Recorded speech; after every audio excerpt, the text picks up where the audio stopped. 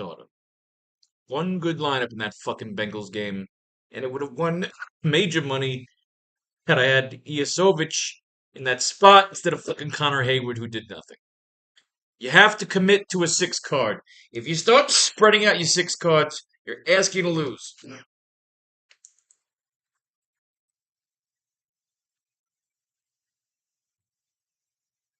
Why are the worst lessons we learn always the most expensive?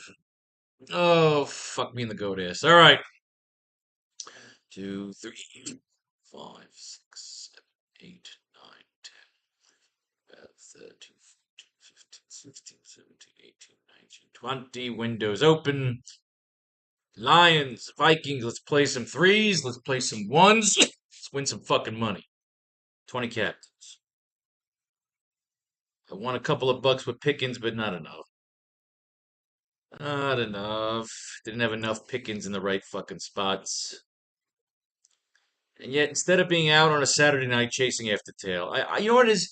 I'll chase after fucking tail when football season's over. I don't want to fuck go out when football's over. I don't care. Get the fucking Swedish bikini team out there. For some stupid reason, I'd rather be here making fucking lineups like a twit. But why explain one's proclivities when there is football to be played?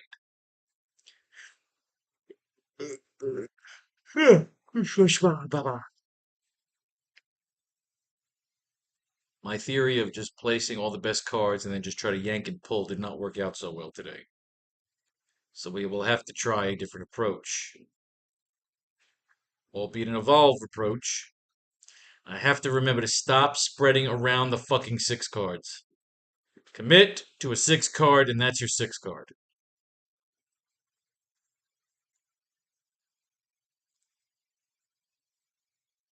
Jameson Williams. Just, you ask yourself, why do we abuse ourselves? Why do we just keep doing this to ourselves? Well, we know for a fact the second we put the lineups in, we have just set a course of fate together that whoever we picked is not going to perform together. It's mind-boggling. Just utterly fucking mind-boggling. However you fucking pick, just lays it. Just lays the points. Just goes out there and fucking takes a shit. I had Stefan Diggs. Only real bright spot in today's games in my best ball lineups. He did 7.8 fucking points. If that motherfucker shows up next week when I'm already out of the goddamn playoffs, I'm gonna fly to Buffalo and shoot him. Fucking CJ Stroud, Keenan Allen, all these fucking guys carried me to the fucking fantasy playoffs, all injured. My whole fucking fantasy best ball team is in. I have two teams left to try and fight to get to that final round. Ugh, son of a bitch. But this is the furthest I've gotten. Last year, I was knocked out in the last round, so I guess I should be happy. I'm not happy. I want to win the fucking thing. I'm sick of it. Just have to be nominated. No. I want to win the fucking million. Otherwise, it's all failure.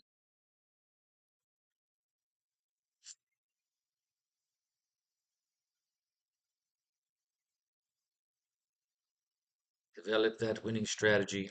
I gave up on myself this year, and I'm really still pissed off about it. Felt like I was on a roll, and then I just quit. Said, fuck it, let me do the optimizers.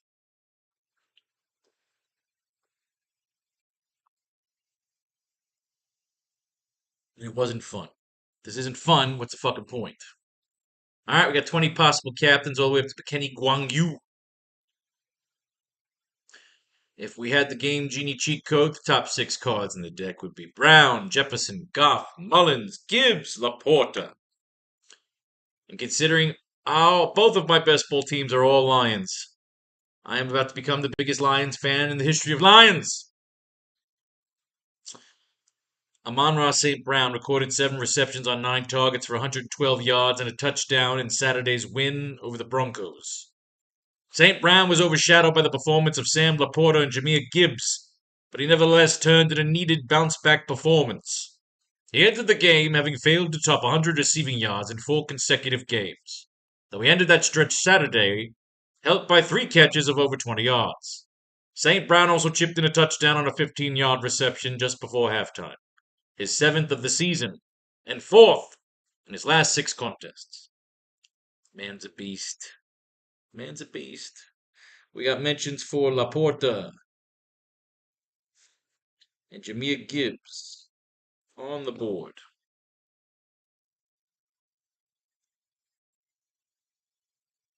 Justin Jefferson caught 7 passes for 84 yards on 10 targets in the overtime loss to the Bengals on Saturday. Jefferson saw fellow rookie Jordan Addison lead the Vikings with 111 yards and 2 touchdowns on 6 catches. But Addison only saw 6 targets to Jefferson's 10. It was always a certainty that Jefferson would eventually get rolling once again, and he shook off the injury rust. And if he keeps seeing 10 targets a game, he will break out again very soon. Perhaps as soon as Detroit's mediocre cornerbacks in Week 16. Well, they're shitting on the Lions D right there. Addison on the board. Lions D gets shit on. They're going to be coming after that Nick Mullins. One thing we know about backup quarterbacks, at some fucking point, they show their colors. Jared Goff completed 24 of 34 passes for 278 yards, 5 touchdowns, no interceptions in Saturday's win over the Broncos. Goff entered the game in something of a slump, as he had multiple turnovers in 3 of his last 4 matchups, with the Lions going only 2-2 in that span. Those concerns ended in spectacular fashion, as he matched his career high with 5 touchdown passes in a game that also didn't turn the ball over. Goff's scores came primarily from short range. His longest was 19 yards, but he still completed 7 passes of at least 20 yards, good for a season high. While this was an impressive performance, Goff's career has been marked by inefficiency, so there's no guarantee he'll come close to matching this effort in Week 16 against the Vikings. I say he does. But you know my fucking picks. Nick Mullins. One second. When they talked about Goff, did they mention 1 fucking target? 5 fucking touchdowns. They didn't tell you who he hit those 5. Jesus. The man threw 5 touchdown passes. They don't mention who. Okay. All right. Nick Mullins. Coach Kevin O'Connell confirmed Monday that Mullins will start against the Lions. As expected, Mullins will make a second consecutive start. He threw for 303 yards and 2 touchdowns in Saturday's overtime loss to the Bengals, but had a pair of interceptions in Cincinnati territory. The Vikings 7-7 in the playoff hunt and believe Mullins gives them the best chance to win over fellow quarterbacks Joshua Dobbs and Jaren Hall. Dobbs on the board. Jaren Hall on the board. Jameer Gibbs rushed the ball 11 times for 100 yards and 1 touchdown in Saturday's win over the Broncos. He added 2 receptions on 2 targets for 8 yards and another score. Gibbs was outtouched by David Montgomery, but he was far more efficient back. 7 of his 11 rushing attempts went for more than 5 yards, with his longest going for 34. He also found the end zone twice, first on a 9-yard reception through the second quarter and then on a rush from 12 yards away in the final quarter. Gibbs has been limited to 13 touches per game since Montgomery returned from injury in Week 10, but he's been incredibly efficient with that work. And he now has 8 touchdowns across his 8 games. Oh, well. David Montgomery is on the board.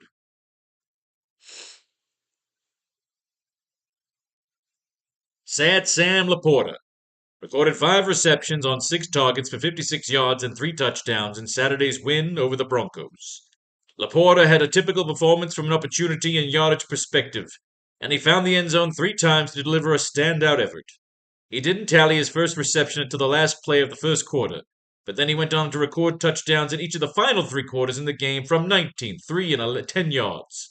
Respectively, Laporta won't continue to maintain the touchdown efficiency he displayed Saturday night moving forward, but he has impressively found the end zone 9 times in his first 14 games as a pro. Laporta also has 3+ catches in all but one of his games this season, proving himself a high-floor player, in addition to some big outings. They don't mention Goff. All right, all the way down till we get to Addison. James Mitchell Played 6 of the Lions' 66 snaps on offense and went without a target in Saturday's win over the Broncos. Mitchell had suited up for all but 2 of the Lions' 14 games this season. But the tight end is yet to draw a target and has seen more action on special teams than on offense. The Lions won't ask him to play more than a handful of reps at tight end in a given week when both Sam Laporta and Brock Wright are available. That's 2 for Laporta. Brock Wright on the board.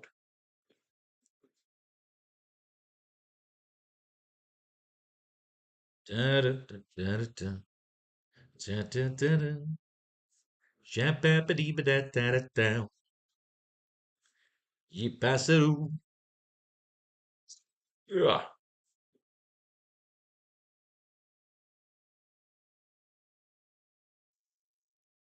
Tom Kennedy, old fucking news. Heel Harry, old news.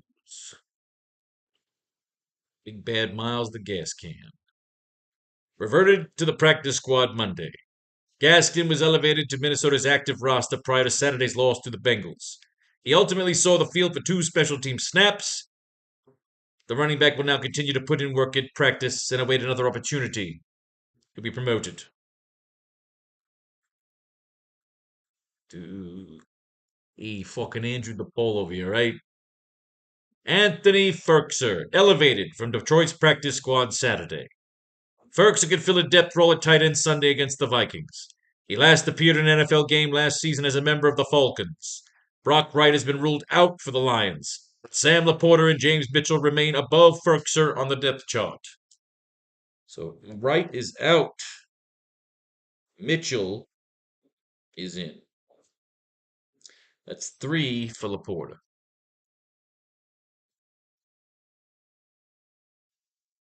Troy Fumagazi.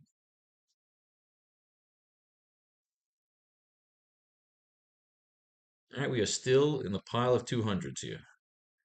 So far, James Mitchell is our $200 man.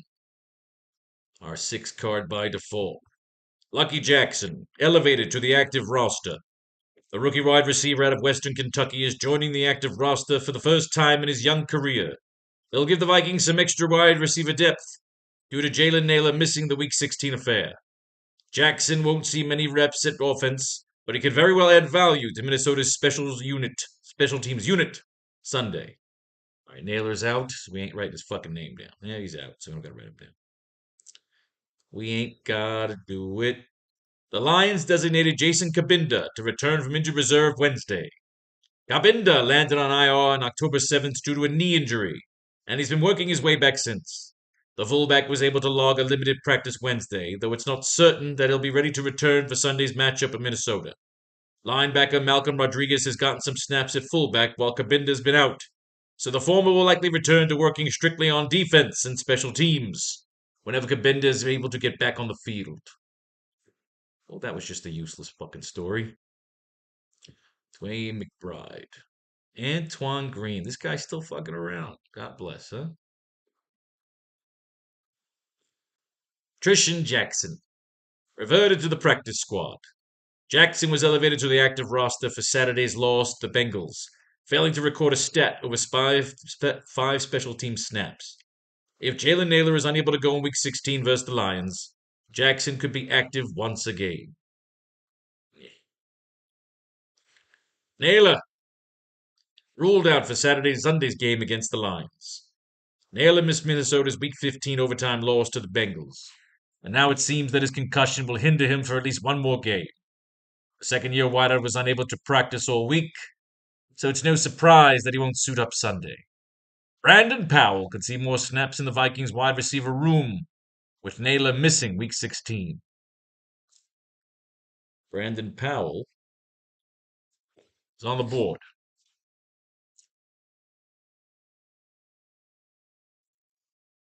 When football season's over, I'm moving to hockey, not basketball. I live like 5 minutes away from the Florida Panthers stadium, and I want to hang out in that fucking lounge where the hot chicks are. That's my goal. It's the only reason I want to go. I don't want to go out to a fucking bar locally and hit on fucking skanks and hope they get drunk enough to blow me in my fucking apartment. I want to go after those lounge lizards. In the hockey lounge. As a fantasy hockey guru. I want to reinvent myself in the new year. Get out of this pothead phase. I love this part of my life, but I feel like I've hit the limit with it. I need a new identity for 2024. And I want to be a fantasy guru.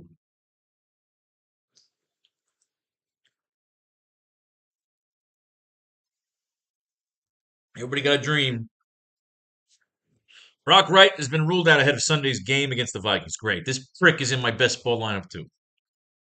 Wright seems to have suffered a hip injury in the Lions' Week 15 win over the Broncos. And after missing the entire week of practice, it's no surprise that he's been ruled out of Sunday. James Mitchell will get the opportunity to serve as the Detroit's number 2 tight end, with Wright missing Week 16. That's 2 for Mitchell. That's my 6 card right there.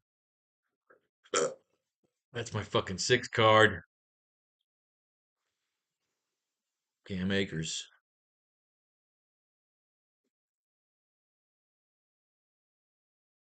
We're still into the 200s. Holy shit. No. CJ Ham, old news. Dory's Fountain. Johnny Munt, old news. Donovan Peoples-Jones caught one pass for 5 yards during Saturday's win over the Broncos. Logging 16% of the offensive snaps, Peoples-Jones is not even remotely close to possessing the near every down role he had in Cleveland to start the year, with Jameson Williams' role increasing as he starts to operate as the number 2 receiver behind Amon-Ra St. Brown. The only path for Peoples-Jones enjoying additional opportunities seems to be if Detroit wants to decrease Josh Reynolds' role even more than in recent weeks. Given Reynolds' recent production and history with quarterback Jared Goff, it seems unlikely that will happen anytime soon. So Jameson is the number 2.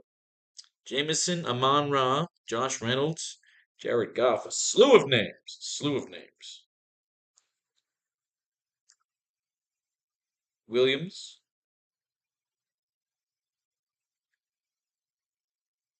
St. Brown,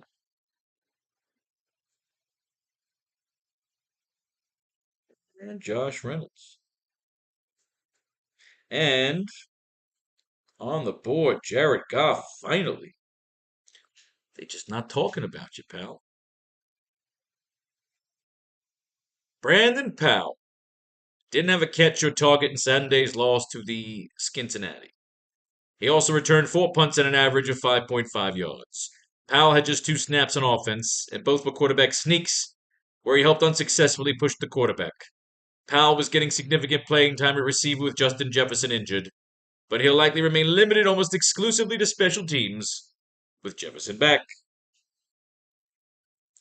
Justin Jefferson is on the board.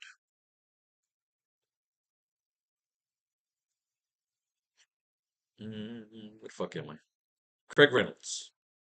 Craig Reynolds returned to kickoff 26 yards while playing all 17 of his snaps on special teams in Saturday's win over the Broncos.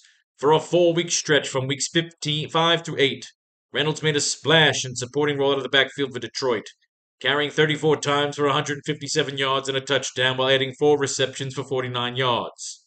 However, with both David Montgomery and Jahmyr Gibbs having stayed healthy since the Lions' Week 9 bye, Reynolds has since seen his role on offense almost completely evaporate. He's played just 9 total snaps on offense and hasn't logged any carries or targets over Detroit's last 6 contests. So Gibbs and Montgomery. That's 2 for Montgomery. It's 2 for Gibbs.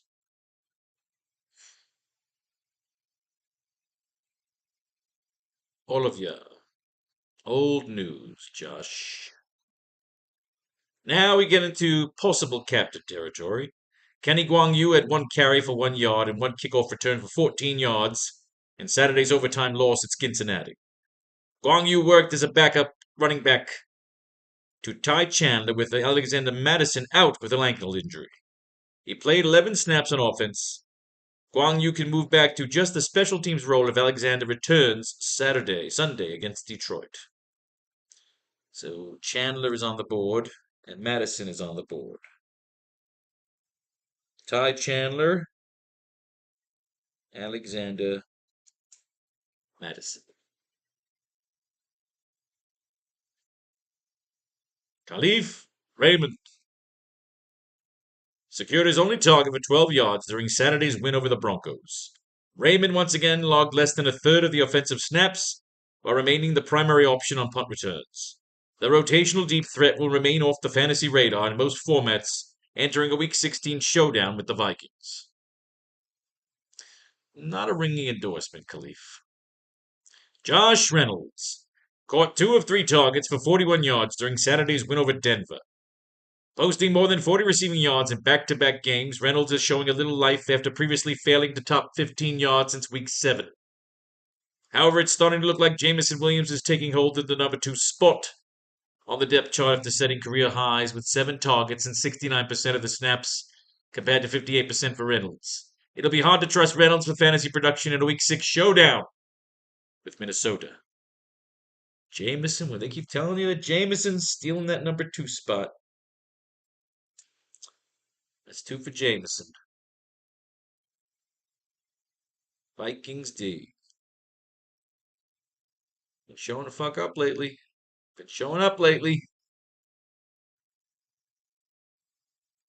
Lions D. They showed up against the Broncos, I'm assuming, of course. They could end up showing up, beating up on Mullins. Don't rule it out. KJ Osborne played 37 of the Vikings' 68 snaps on offense and finished with 1 catch for 3 yards on 2 targets in Saturday's overtime loss to the Bengals. Osborne played fewer than 60% of the Vikings' snaps for the second week in a row, with both rates representing his lowest snap shares of the season, aside from Week 9 in Atlanta, where he exited early due to a concussion. With rookie first-round pick Jordan Addison having moved into an every-down role and with Justin Jefferson healthy again after coming off injured reserve and overcoming a chest injury that limited his snaps Week 14. Osborne now looks like the clear number 3 wideout for Minnesota. Osborne is unlikely to rank higher than 4th in the pecking order for targets in a given week. However, his tight end TJ Hawkinson typically garners a healthy share of looks, along with Jefferson and Addison. So that is 2 for Jefferson. That is 2 for Addison. And TJ Hawkinson is on the board.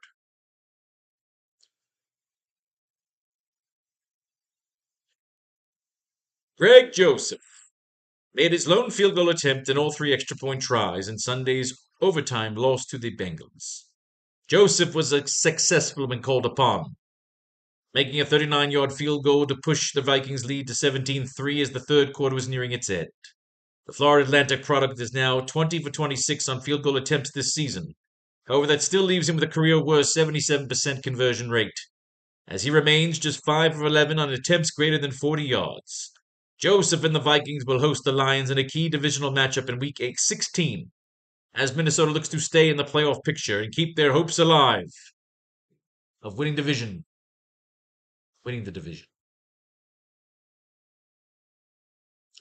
The Lions elevated Badgley from the practice squad to the active roster ahead of Sunday's game at Minnesota. Badgley swapped in for the Riley Patterson as Detroit's place kicker last Saturday as the Broncos and made all 6-point after tries presented to him. The team then waived Patterson on Tuesday, paving the way for Badgley to handle all kicking duties for the Vikings and the Lions moving forward. After Sunday, Detroit can elevate Badgley one more time before needing to sign him to the active roster, but it could clear up any questions about his standing by doing so in advance of Week 17 action. So they dropped you, Riley, huh? They fucking dropped you like a bad habit. The Lions waived Patterson on Tuesday. For each of the Lions' first 13 games of the season, Patterson served as the team's place kicker, connecting on 15 of 17 field goal attempts and 35 of 37 point after tries. The prospect of switching to Michael Badgley was there all along after he joined the practice squad following the cutdown day back in August. And Detroit finally made the move this past Saturday against the Broncos, keeping him active and making Patterson inactive. With Patterson now off the roster, he'll be subject to waivers or having his pick at opportunities elsewhere. Well, fucking A, man. Michael Badgley is on the board.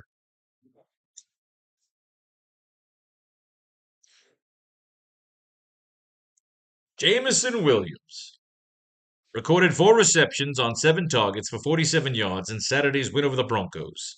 Williams' overall stat line may not look significant, but he topped 3 targets for only the second time this season.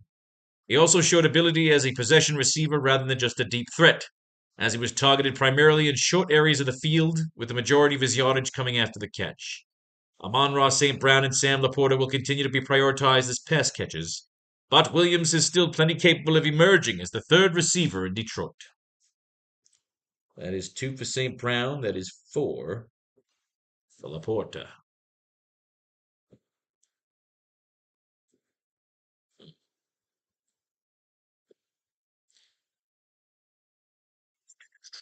Bridgewater. Teddy Bridgewater said in an interview with Dave Burkett of the Detroit Free Press that he plans to retire after the 2023 season. After joining Detroit on a 1-year, $3 million deal this offseason, Bridgewater has seen light usage behind starting quarterback Jared Goff. The 31-year-old's lone appearance of the season came back in Week 5 when he took 3 snaps at the tail end of win over Carolina. Barring Goff's missing time to injury over the final 3 games or getting rested in Week 15 if the Lions' playoff position is solidified, Bridgewater looks as though he may have already seen the last of his extended NFL action. Since entering the league as a first-round pick of the Vikings in 2014, Bridgewater has completed 66% of his passes for 15,000 yards, 75 touchdowns, and 47 interceptions, while adding 844 yards and 11 scores on the ground across 79 games. Minnesota, New Orleans, Carolina, Denver, Miami, and Detroit. A true journeyman. It's 2 for Goff.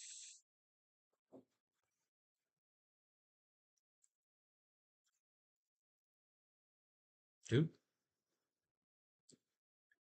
Sudfield. David Blowjob. Jaron Hole. It's the Bengals. That's old news. It's against them that he's planning to play him. I need action there or during. Old news on good old Kirk. Back up with old news.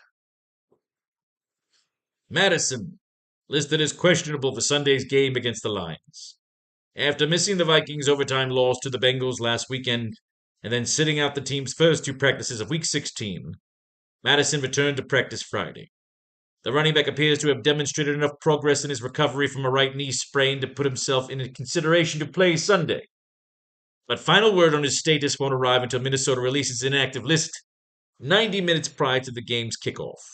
Even if Madison gets clearance to play, he'll likely be filling a supporting role behind Ty Chandler, who broke out for 23 carries for 132 yards and a touchdown to go with 3 catches for 25 yards while serving as Minnesota's lead back last week. According to Kevin Seifert, head coach Kevin O'Connell hinted earlier this week that Chandler could remain in a featured role moving forward on the heels of his big game, especially after Madison had lost 2 fumbles and was limited to 3 yards per carry and no touchdowns on 168 totes to his first 13 appearances of the season. Oh, well. 2 for Chandler, huh? Speak of the devil. Ty Chandler. Head coach Kevin O'Connell hinted Wednesday that Chandler could remain the Vikings' lead back, regardless of Alexander Madison's status for Sunday's game against the Lions. Ty is absolutely a guy that is going to continue to see a future role in our offense. Feature role. What that looks like moving forward as far as who gets the first touch of the game and all those things we'll continue to work through based upon what we're attempting to do scheme-wise. Well, that's another from Madison. That's 2 for Maddie.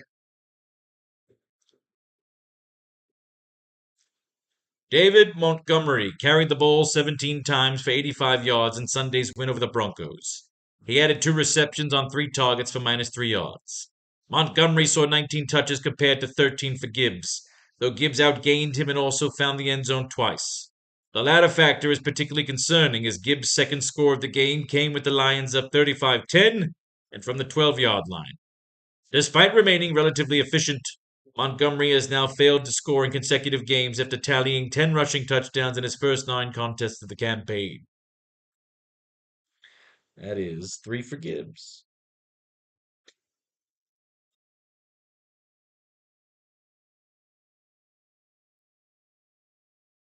Hawkinson.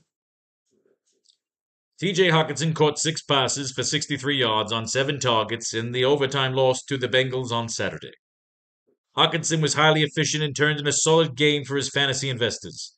but it was easy to overlook his contributions in a game where he was overshadowed by Jordan Addison and Justin Jefferson.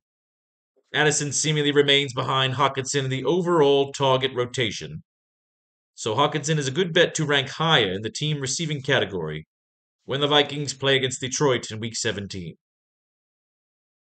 Damn. So that is 3 for Addison, 3 for Jefferson. Finally, Jordan Addison caught 6 passes for 111 yards and 2 touchdowns on 6 targets in the overtime loss to the Bengals on Saturday. It was an impossible resurgence from Addison as the rookie seemed likely to fall to the margins, as Justin Jefferson and TJ Hawkinson were expected to claim the majority of the Vikings' targets. Addison's talent was obviously early in his rookie year, but he had predictably struggled somewhat after the season-ending injury to Kirk Cousins. This game from Addison raises the hope that he might get on a roll despite Cousins' absence. The Week 16 matchup with Detroit is likely a favorable one for Addison, who will look to score his 10th touchdown before his excellent rookie season concludes. Hawkinson and Jefferson. That's 4 for Jefferson. That's 2 for Hawkinson. All right, the votes are in. The tallies are in. Laporta's got 4. Gibbs has 3. Lyons mentioned once. Montgomery mentioned twice. James Mitchell twice. Jameson Williams twice. Amon-Ra St. Brown twice. Jared Goff twice. All the twos pretty much eliminate each other. And Michael Badgley once. On the other side, we got Addison 3 times. Dobbs once. Hall once. Powell once. Jefferson 4 times. Chandler twice. Madison twice. Hawkins twice. Twos. So we got 2 4s. Jefferson and Laporta. 2 3s. Addison and Gibbs. That's how we're going to roll this one. Laporta, Jefferson, Gibbs, Addison. I'm not going to worry about whether or not we could actually afford them. Let's just take a look first and just get them in. So Laporta, since Jefferson's already there, Laporta, Addison, and Gibbs. I want to do it in order, money-wise. So let's get... We got St. Brown in here already.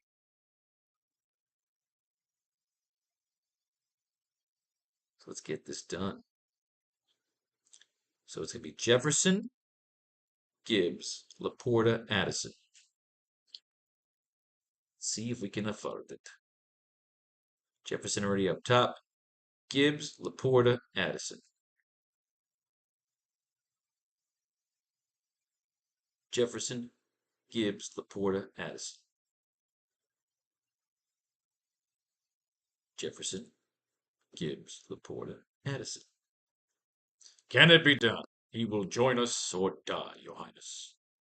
Jefferson, Gibbs is already there. Laporta, Addison. Laporta's already there. Jefferson, knock off. Jefferson, Gibbs, Addison. Addison's already there. So Jefferson, Gibbs, Laporta. Hawkinson, Jefferson, Gibbs, Laporta, Addison. Montgomery up top. Jefferson, Gibbs, Laporta, Addison. Chandler up top. Jefferson, Gibbs, Laporta, Addison. Madison up top. Well, you gotta, in case he does play.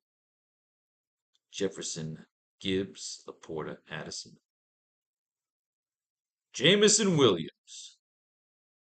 Jefferson, Gibbs, Laporta, Addison. Riley Patterson out. Michael Badgley is in, along with Jefferson, Gibbs, Laporta, Addison. I just can't see Greg Joseph being the fucking optimal captain.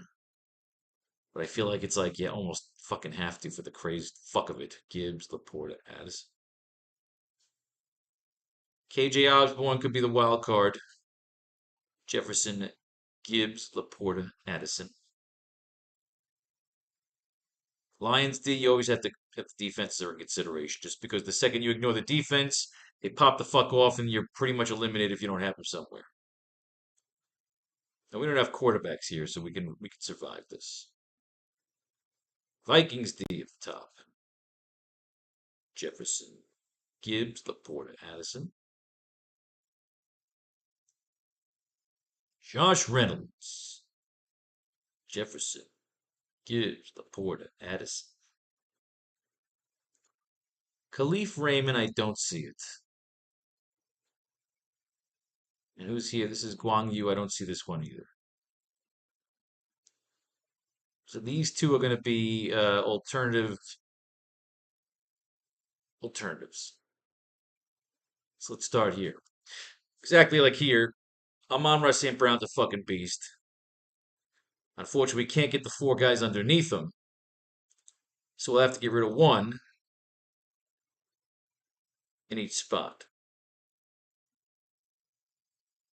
So pretty much what we're going to do is in one lineup, we're going to get rid of Jefferson, and in the other lineup, we get rid of Addison. Boom. So check it out. Got Brown, Jefferson, Gibbs, Laporta, right? And this one, we get rid of Jefferson. Now we can't get Goff. We can get Mullins. We can't get Hawkinson. A lot of different ways to go here. We can get Chandler. Let's say we went for Mullins, we definitely end up with Mitchell. We go for Hawkinson, what do we end up with? Oliver, Reynolds. Still, that ends up being Mitchell. So as of now, I kind of like Mullins over Hawkinson. We get Montgomery, what do we got? Raymond, Guang Yu, nah, not too impressed with that. Chandler. What do we get if we get Chandler? Reynolds. But you already got St. Brown up top, so I don't like it. So what we end up doing here, we're going to go ahead and grab Nick Mullins and James Mitchell. We're committing to our 6 card.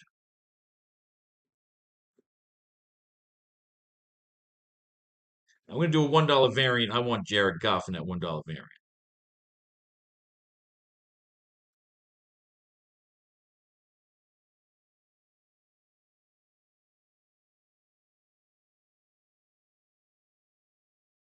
That $1 variant.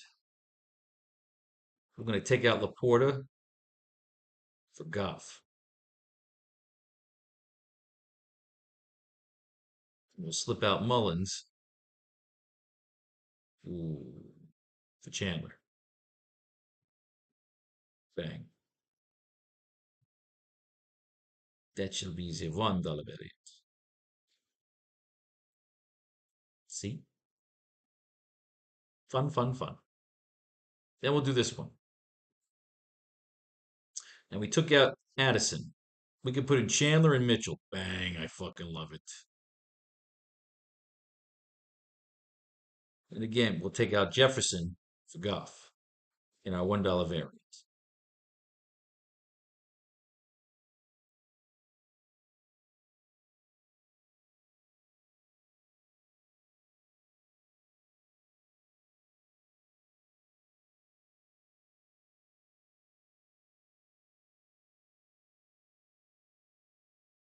Go Gibbs for Goff.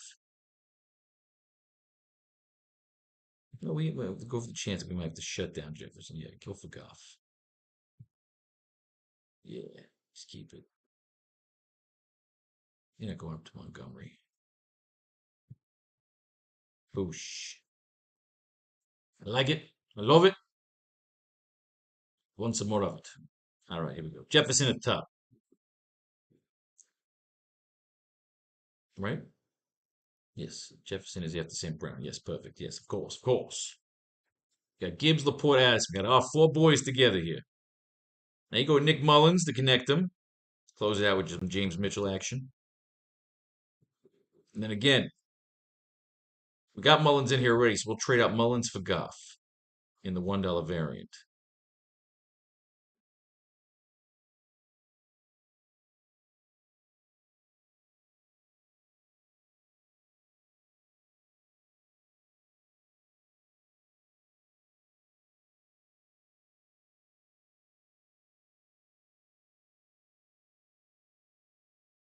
Keep Mullins and Jefferson together here. And we're going to pull Addison for Goff. So I need to get another 13 here. So let's pull Mullins for Chandler. Boom.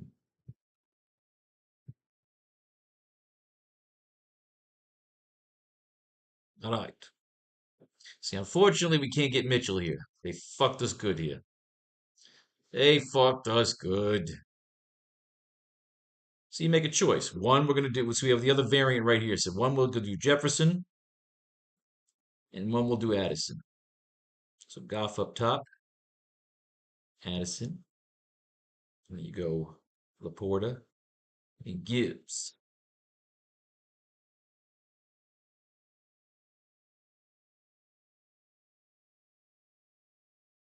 So let's decide what we want to do here. Let's do this one first. This is where we're supposed to have Jefferson, not Addison. So this will be, let this be the Addison one. This will be the Jefferson one. All right. You can't get Addison. You can go Hawkinson. You go Hawkinson and Mitchell. Or Chandler and essentially just ends up being Mitchell every time.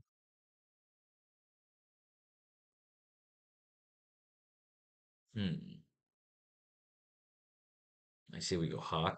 We got Jefferson in there. This is all weapons. We're not even taking. Well, we got Goff here.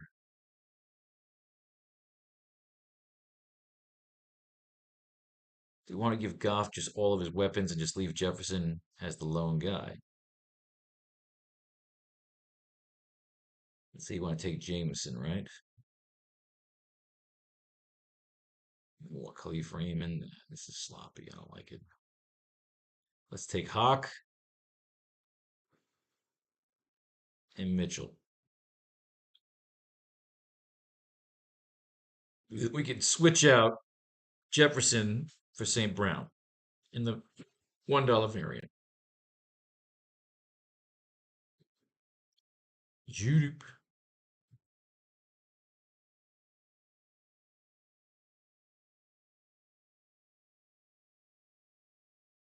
Got Jefferson for Amara St. Brown. Got easy Zetvas. So you get both bulls, baby. Then we come around right over here. And we grab Mullins.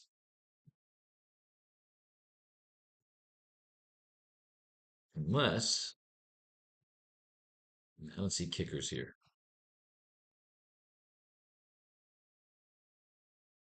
What do we want to do? We want to get St. Brown in here, so we'll lose someone in the variant.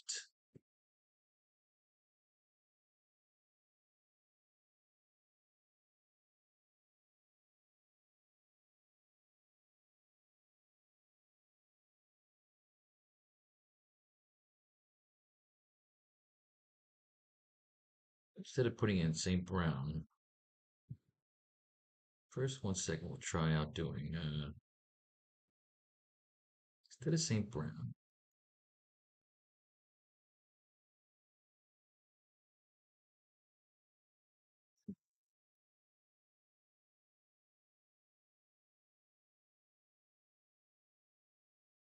Chandler, what was talking about Chandler, right? What if we took Chandler instead? What do you get with that 43? You don't get kickers. They're making those kickers a lot more expensive. So fuck it. Give me St. Brown in the variant, and we'll take out Addison for Hawkinson. Wonderful. Wundersploschen.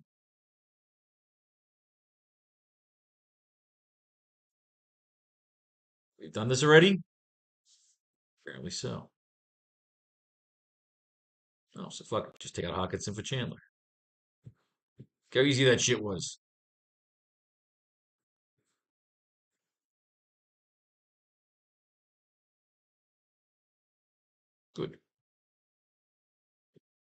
Everybody wins. Everyone's happy. Are you happy? Because I'm happy. All right, good. Mullins. Now there's no more variants to run. We get our guys in here. So we want Oliver linked up there? No. Remember, see how I screw up? What do I tell you? Commit to your fucking 6 card. Variant is easy. We just trade out Jefferson for St. Brown.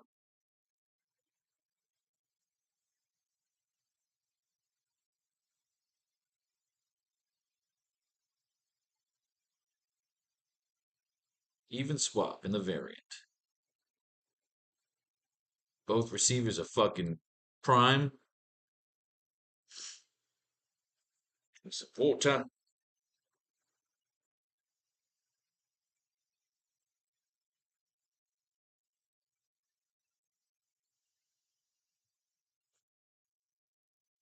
I mean, to me, go right for the top. Go right for Goff.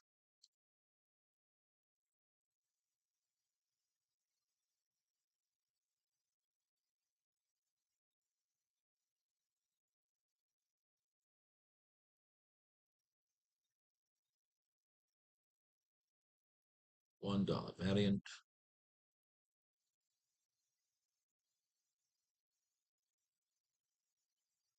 What do we do here? We trade out again, even swap. Jefferson for St. Brown.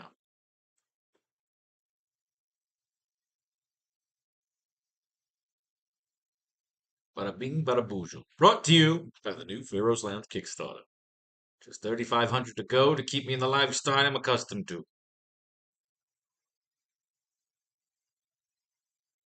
Now here we got Laporte. Again, we can't get St. Brown yet. We can get Goff. Back it up with some James Mitchell. Committing to our 6 card.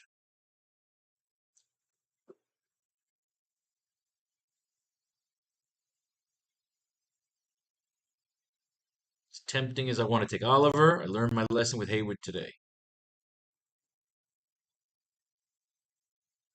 Jefferson out. St. Brown in.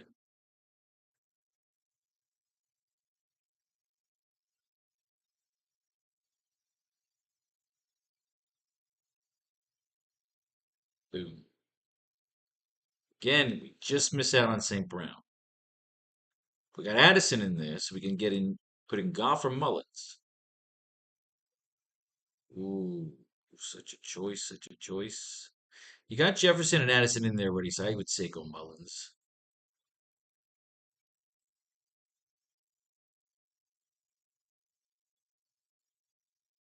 But I like Goff. Goff's my man. If he can't do it, no one can.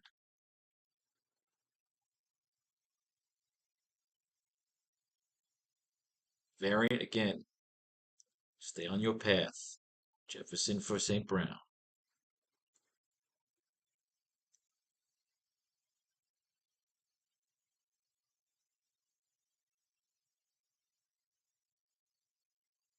Which ends up being pretty good. It's a 1-5. I love a good 1-5 stack.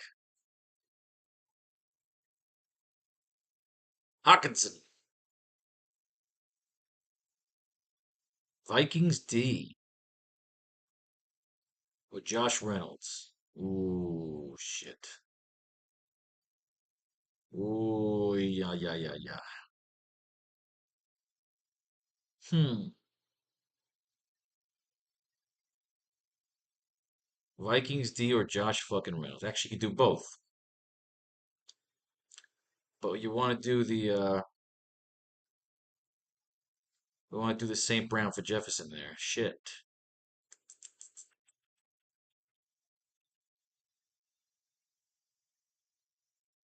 This is a divisional matchup, man. Vikings are coming in mean, huh? This could be a sloppy game. They can get to Goff.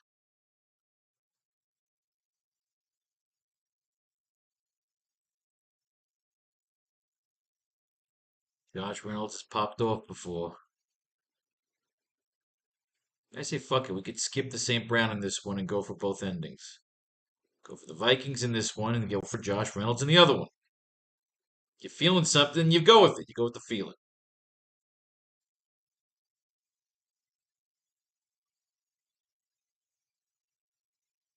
Pull the Vikings out of this one in favor of one Josh Reynolds. See, everybody wins.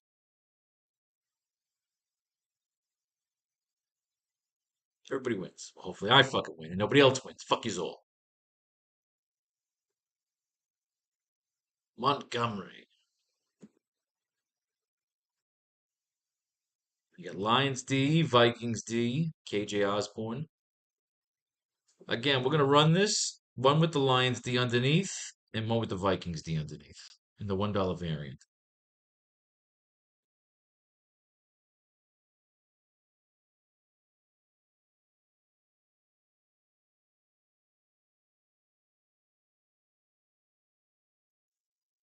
Give him his defense underneath. I don't think we should run with the Vikings D.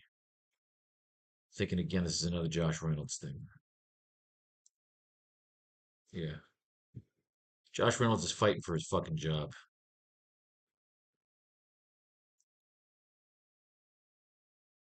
He could be the fade of St. Brown. All right, cool. 52. Chandler up top. We'll absolutely chase it with a kicker. Yeah, that's easy. Then we run the variant of courts with St. Brown.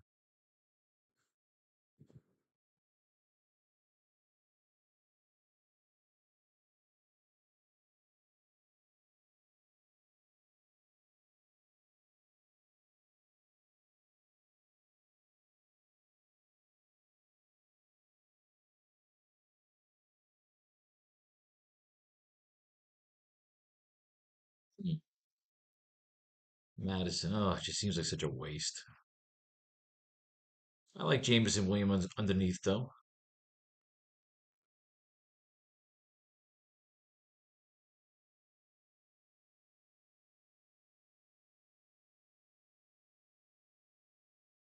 Alexander, if he plays, unfortunately, he's got a spot.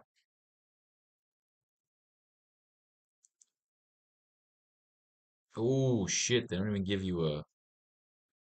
Don't even let you have St. Brown here. Let's just change out the underneath to the kicker, just in case. Now, if Madison doesn't play, we automatically put Chandler in there. And we just run Chandler twice underneath there with the kicker and with the backups there. Hey, new subscriber. Welcome. Fuck off for fucking interrupting my concentration, you fuckface. Just kidding. Chandler underneath. Run the St. Brown variant.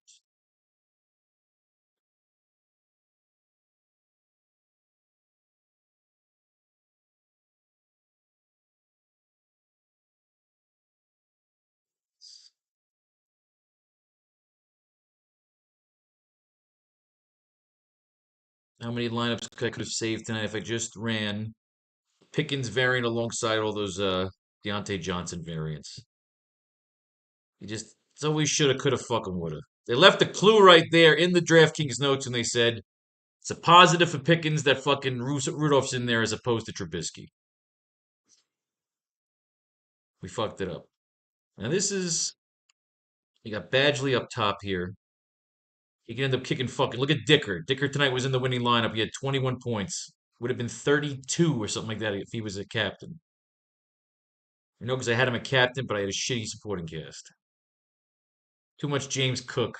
Fuck my whole goddamn thing up here. Eckler was the pick, and I faded Eckler. Oh, the second I fade him, it's like that fucking spark goes off. So here we got Montgomery or Chandler. I like Chandler, of course.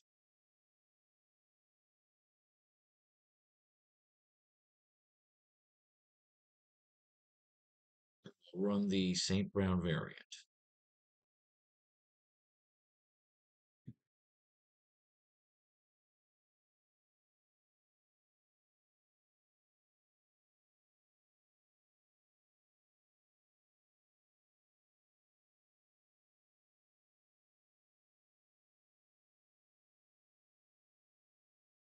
All right. So you really want to captain Greg fucking Joseph at kicker.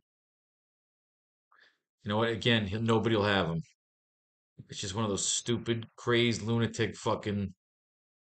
Silly for the fucking win picks. And of course, do the variant, trade out Jefferson for St. Brown.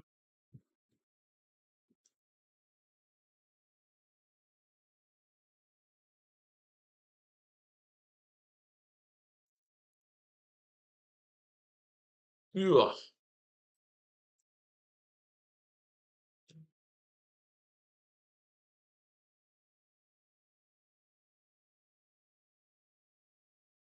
Osborne up top.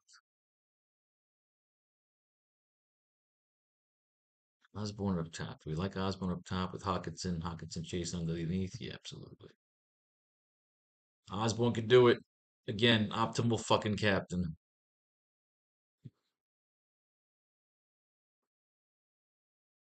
I won 10 grand on fucking Hunter Renfro at captain.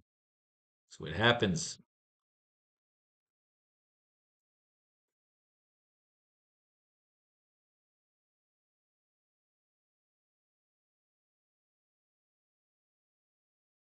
Lions D.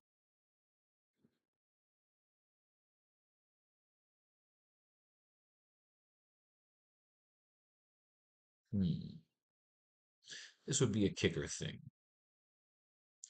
I always like the cap combo a kicker, a defense captain. You combo with the kicker.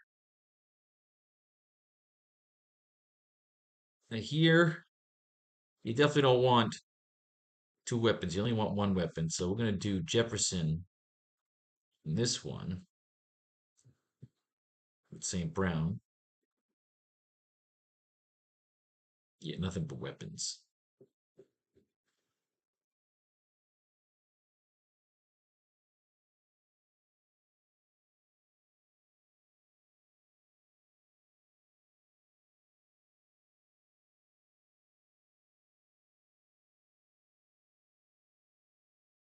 Here we'll change out the kicker. Definitely not Madison though. Oh, we can't get fucking Chandler, you cunts.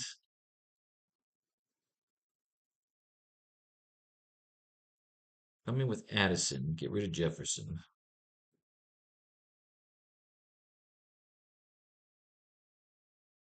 Definitely not Mullins.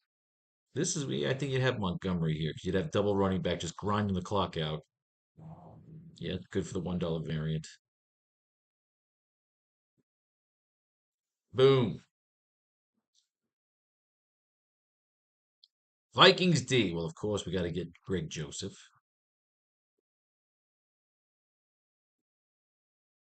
And you could lose Laporta. Probably won't do shit. Actually, Laporta might be the only. St. Brown would be the bright spot. You lose Gibbs for Mullins.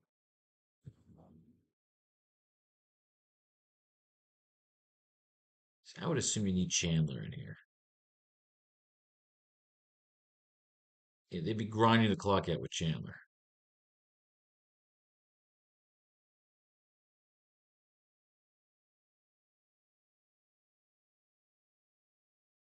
Give me Chandler. Jefferson Mullins, yeah. Safe to say, yes. And the $1 variant, get rid of the kicker.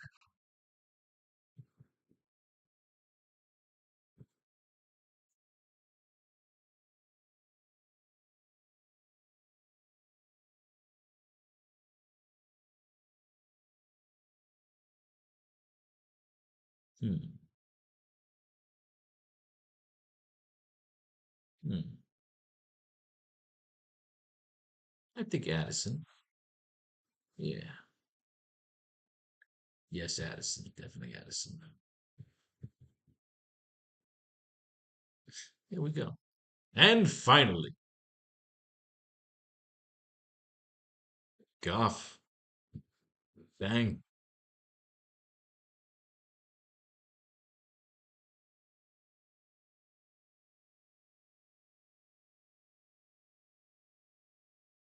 Josh fucking Reynolds. Could he be the guy? Let's pull Addison out. for Mullins. Yeah, just let Mullins run naked, throwing his little knickknacks and bringbacks. 'Cause I wouldn't have St. Brown in here, I don't think. Would we? Just a complete slaughter stack? Yeah, I guess so. No, I would fade St. Brown here, yeah. I could eat shit for this, though.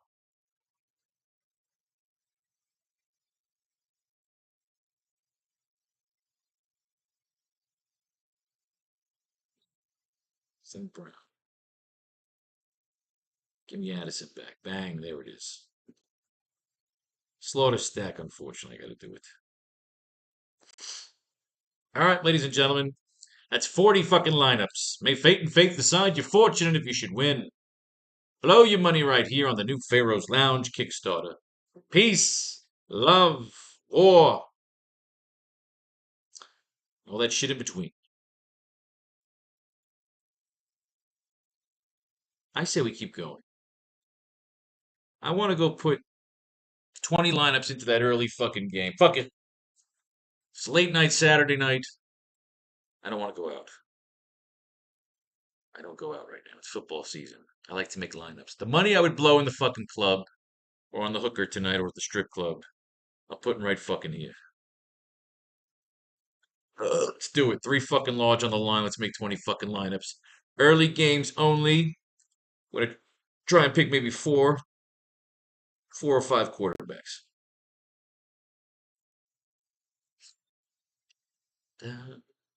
If you're hanging out late tonight, we're making lineups. We're making lineups. We're getting stoned. Making lineups.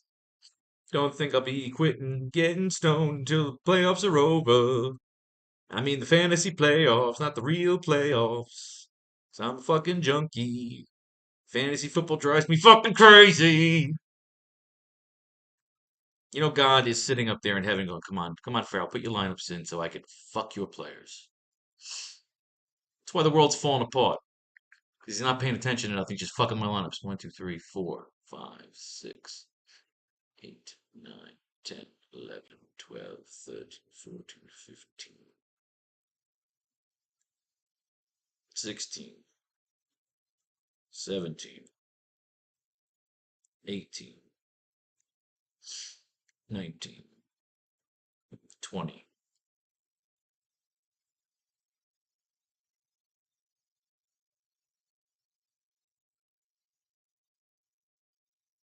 All right.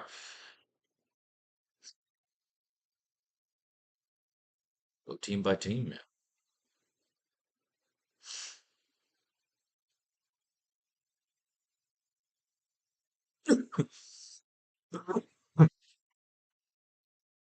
In terms of just kind of like a fast run through,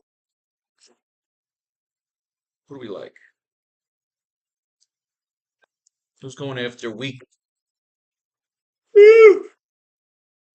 defenses? Which is, I think, the under 16 and under. You go to jail for that, you know. Minshew, of course.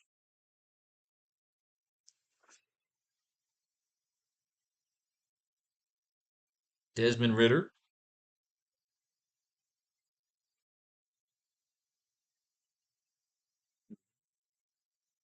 Jordan Love going against the top-rated Carolina defense. Fuck Jordan Love. Bryce Young. I mean, look, no one's gonna take Bryce Young because he kind of blows ass. This could be your opportunity to fucking. Let's say he just fucking has a breakout game against Green Bay. They're in Carolina. What do you got? Some Carolina snows. Joe fucking Flacco's. Everybody loves Flacco, man. Flacco's been a fucking beast this year. Stroud is out. Keenum's in. Going up against Cleveland. Fuck that. Goff, of course. You saw us do all that shit with Goff. We love Jared Goff going against Minnesota. Oh, shit. They're saying Detroit is weak. Sam Howell going up against the tough Jets defense? No. Especially because I don't think Howell's playing. I think it's Jacoby Brissett. Zach Wilson's out. Simeon's in. God, no. The Jets' fucking quarterbacks are terrible. Geno Smith against that tough Tennessee defense, especially coming off his groin injury. Fuck that. Levis injured. No one's looking at Tannehill.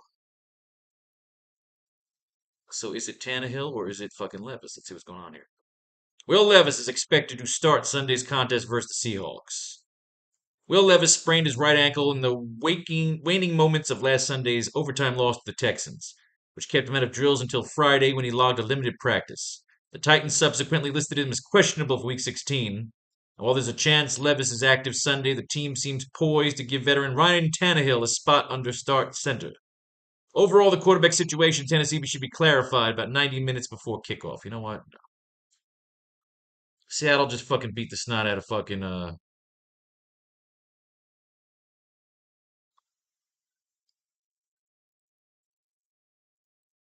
Oh, that's right. It's only the early games. So we only have 6 games. 6 games. We got one, two, three, four, five, 6 quarterbacks. 12 quarterbacks to pick from. We just eliminated half. Right? We got Minshew, Ritter, Young, Flacco, Goff, Mullins. Here's what I'm thinking.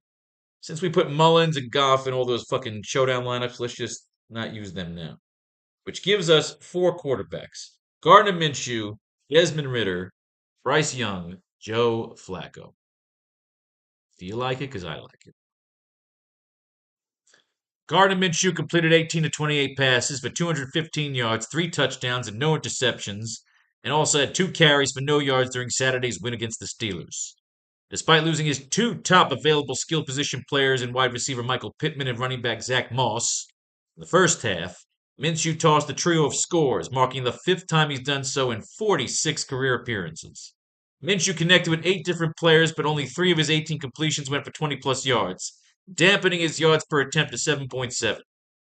While there's a chance running back Jonathan Taylor returns to action Week 16, Minshew again may be working with a compromised skill group on Saturday, November 24th in Atlanta, considering the 2 injuries that befell the Colts on Saturday.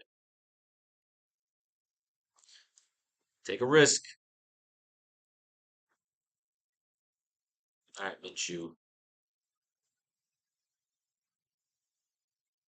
Our next quarterback, Des Ritter. Ritter will be replaced by Taylor Heineke as Atlanta's starting quarterback Sunday versus the Colts. Ritter is being benched for the second time this season, a move which Kendall reports could be signal the end of his starting tenure for the Falcons. The switch comes following an unimpressive performance by Ritter in poor weather conditions, when he completed 12 of 20 passes for 157 yards with 1 touchdown and 1 interception in Atlanta's narrow loss to the Panthers in Week 15. Perhaps more crucially, Ritter set up Carolina's final game-winning drive with a crucial red zone interception. The second-year signal call will presumably operate as Heineke's backup Sunday versus the Colts. Taylor Heineke. Head coach Arthur Smith announced Wednesday that the Falcons plan to have Heineke serve as their starting quarterback for the remainder of the 2023 season. Assuming Heineke doesn't lose the job due to injury, he'll wrap up the regular season with starts against the Colts, Bears, and Saints, with Des Ritter presumably operating as his backup. In Heineke's only full game this season, a Week 9 loss to the Vikings, he completed 21 of 38 pass attempts for 268 yards, 1 touchdown, and 1 interception. For fantasy purposes, Heineke finds himself as an emergency option in leagues and include multiple lineup spots for quarterbacks. And his presence doesn't move the needle too significantly in either direction for key skill position players such as Bijan Robinson, Drake London, and Kyle Pitts. Robinson, London, and Pitts. I mean, it's Indianapolis. I feel like, it could be a fucking shootout. Playing for money, gotta take a chance. At the high school dance with the mister who was looking to play. Bryce Young. Bryce Young completed 18 of 24 passes for 167 yards with no touchdowns or interceptions and rushed 4 times for 9 yards in the Panthers' win over the Falcons on Sunday. He also fumbled once but recovered. Young oversaw another mostly abysmal offensive day for the Panthers, but at least managed to avoid turnovers and was able to help guide his team to just their second win of the campaign with 5 completions on a game-winning 17-play march. The rookie first overall pick hit 8 different targets overall, despite the fact that his pass attempts total was the lowest of his brief career. Young's efficiency was especially welcome after he completed just 41% of his passes over the previous pair of contests. He'll aim to carry over the momentum into a Week 16 home matchup against the Packers, on Christmas Eve. And finally, Joe fucking Flacco. Flacco was a full participant Thursday. Flacco was ready to make another start Sunday in Houston after leading the Browns to back-to-back wins over the Jaguars and Bears. He's surprisingly thrown for at least 254 yards and 2 touchdowns in each of his 3 starts, but that's largely due to massive volume and has also come with 5 interceptions and 2 fumbles. The underlying efficiency stats 57 completion rate, 7-1 YPT, and total lack of rushing production suggest Flacco is unlikely to continue putting up a large fantasy scores, even if he's stabilizing a Browns offense that had been a complete disaster with PJ Walker or Dorian Thompson Robinson under center. Not a great report, but the man's putting up points, so fuck off. That's it. Just keep repeating the process. Minshew.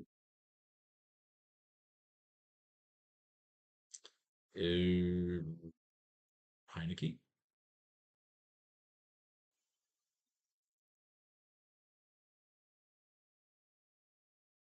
Minshew, Heineke,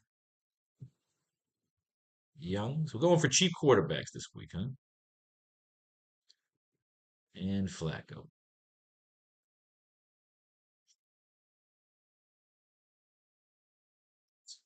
It's crazy when Minshew was a top-rated quarterback. This is how fucking crazy the league has gotten.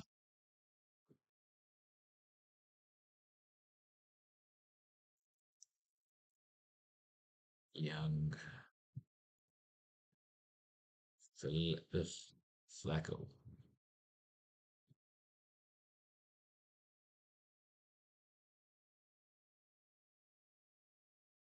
Minshew. So basically, we get 5 variants of each quarterback's line. Nikki,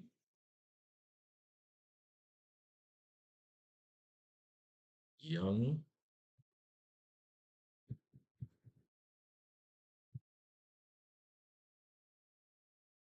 Flacco. Minshew, Heineke,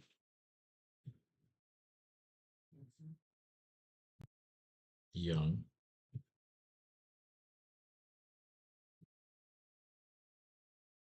and then Flacco. Bada bing, bada boom. Let's go get some running backs.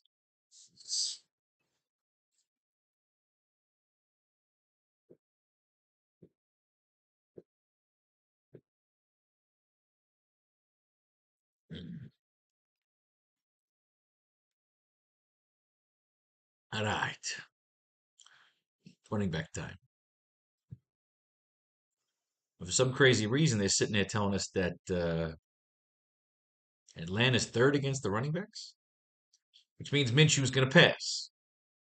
Okay. We like that, right? Taylor's coming back. Is he worth taking a look at? Jonathan Taylor does have injury designation for Sunday's game against the Falcons after he was listed as a full participant Wednesday. Wednesday's practice was merely a walkthrough session, but Taylor was able to take all reps during more traditional practices Thursday and Friday, and apparently cleared up any lingering concern about his ability to play through the surgically repaired thumb that had kept him sidelined for Indianapolis' previous 3 games. Prior to having his thumb surgery, Taylor averaged 17.2 carries and 2.4 targets over his most recent 5 games. And he could return to that sort of robust workload in his first game back since the Colts may have not capable number 2 back Zach Moss were able to spell him. Moss is officially listed as questionable for Week 16 after he exited early in last Saturday's win over the Steelers with a forearm injury. But he didn't practice in any capacity this week and may be trending towards sitting out. If Moss is sidelined Week 16, the Colts would be left with Trey Sermon and Tyler Goodson as depth options behind Taylor. Not the best review. Holy schwips. Bijan. What do we got, Bijan? What do we got? Bijan rushed 7 times for 11 yards and brought in 1 target for 3 yards in the Falcons' loss to the Panthers on Sunday. He also lost a fumble. Jesus. Robinson's day was dreary as at least his final line implies, with the rookie producing his lowest yardage output on the ground since Week 7 against the Buccaneers. Robinson's sparse usage was especially disappointing in that it came on the heels of 6 straight double-digit rush attempt tallies and 3 consecutive games with multiple receptions. Robinson's fumble was also critical, as it occurred on Atlanta's own 21-yard line late in the third quarter and led to a Panthers field goal. While backfield mate Tyler Algier doubled up Robinson on carries Sunday, it would seem likely the first-round pick reclaims a larger share of the work on the ground in a Week 16 home matchup against the Colts on Christmas Eve. It's a little scary, to be honest with you. Arthur Smith can't be trusted, man. It's like he just doesn't use his fucking tools. I'm starting to have second thoughts about using Taylor Heineke. But again, something to think about. Something to think about. Jones! Aaron Jones, are you actually going to play in this fucking game? Aaron Jones doesn't have an injury designation for Sunday's game at Carolina. Jones will lead the Green Bay backfield again, though his percentage of running back touches may be smaller with A.J. Dillon seemingly on track to return and replace Patrick Taylor as the number 2 back. The number 2 role hasn't involved many touches when it's been in Taylor's hands this year, even when he gets around 40 or 50% of the snaps. Dillon is listed as questionable after missing last week, and there's a good chance the Packers prioritize their running backs more than usual this Sunday, facing a weak opponent while dealing with numerous injuries at wide receiver. That's true. It's very true. Watson still out? Doubtful. Fuck you. Another one on my fucking best ball team, you cunt. What we got here? Ooh, Chuba. Chuba Hubbard rushed 22 times, 87 yards, and secured both targets for 16 yards in the Panthers' win over the Falcons on Sunday. Hubbard outpaced Miles Sanders by 16 carries in the victory, and parlayed the opportunity into his second straight 87-yard tally on the ground. The second-year back also recorded multiple catches for the 7th time in the last 8 games, and he's now logged over 20 rush attempts in 3 straight contests. Hubbard heads into a Week 16 home matchup against the Packers' porous run defense, with the lead job firmly in hand. Ooh, I like that. Fuck Bijan. Fuck Aaron Jones. Let's keep looking here. But we like some Chuba.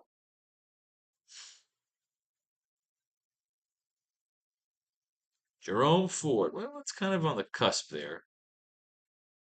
It's on the cusp. Let's take a look. Jerome Ford, full practice participant Thursday.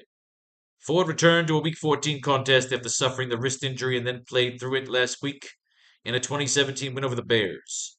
The bigger problems for his fantasy value are Cleveland's terrible injury luck on the defensive line and the reality that Kareem Hunt and Pierre Strong are combining for 35 to 50% of the backfield. Fuck, another committee. Another goddamn running back committee. Fuck off.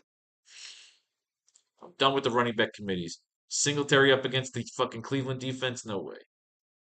Gibbs against Minnesota? They're saying ninth? No way. Chandler, that's a fucking passing game, so we're not touching that shit. Bijan, Brian Robinson, Hoot. Antonio Gibson took 4 carries for 15 yards and caught each of his 5 targets for 20 yards in the loss to the Rams on Sunday.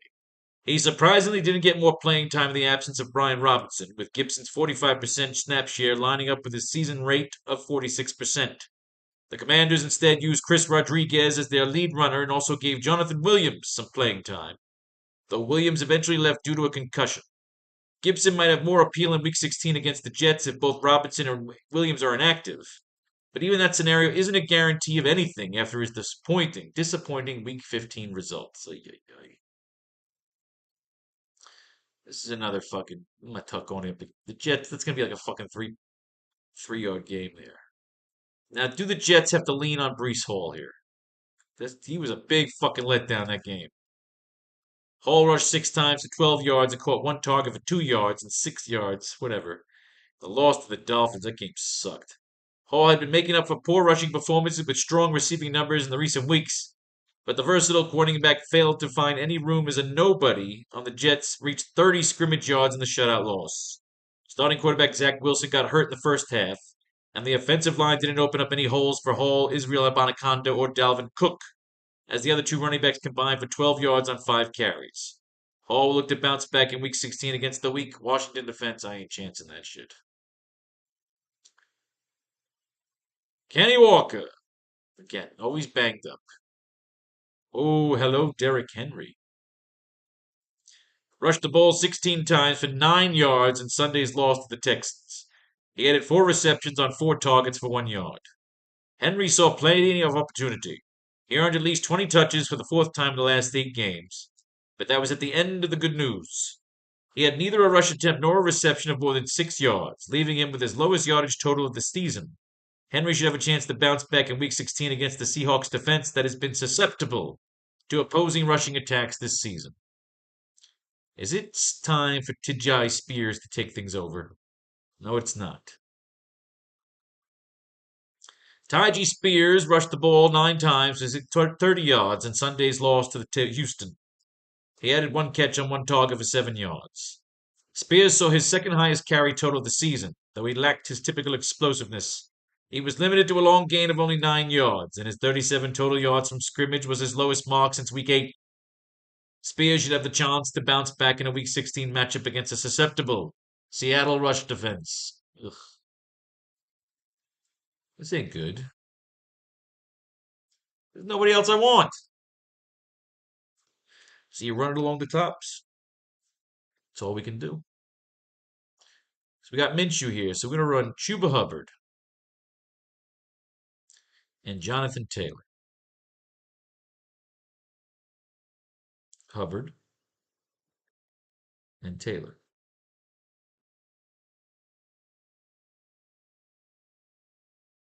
Hubbard. Now remember, all these running backs can be expendable if we want to go heavy at receiver. We actually go lighter at running back. Not the worst idea. Going back to Washington for a second.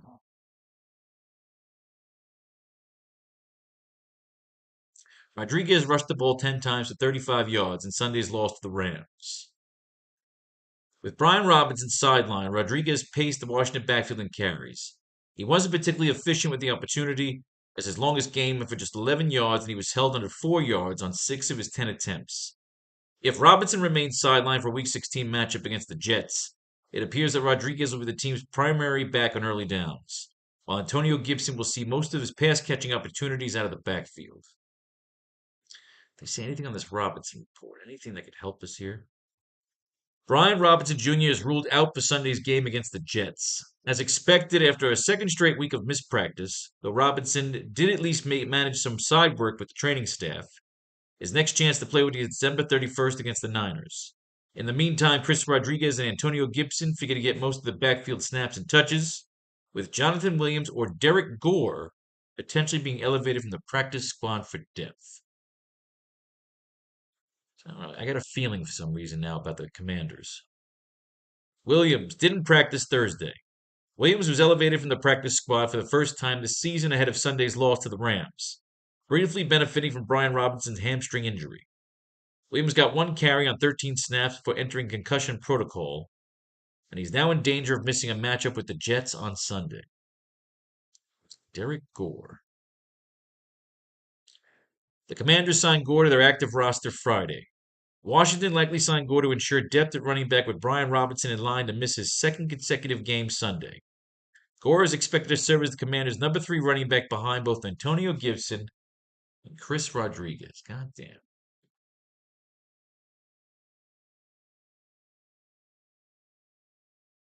See, I don't know if I want to run Taylor and all these other fuckers. Here's how I know. We're running Chuba Hubbard. And then I'm thinking maybe we go look for a sleeper.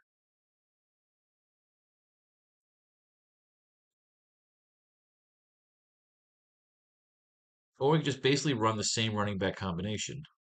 We just find one sleeper that we like.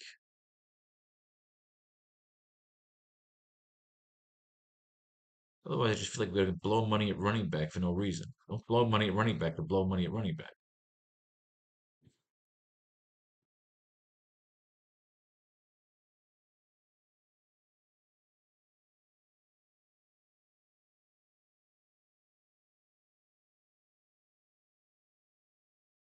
Looking for a story. We like the stories. All these other fucking teams seem like running back by committees.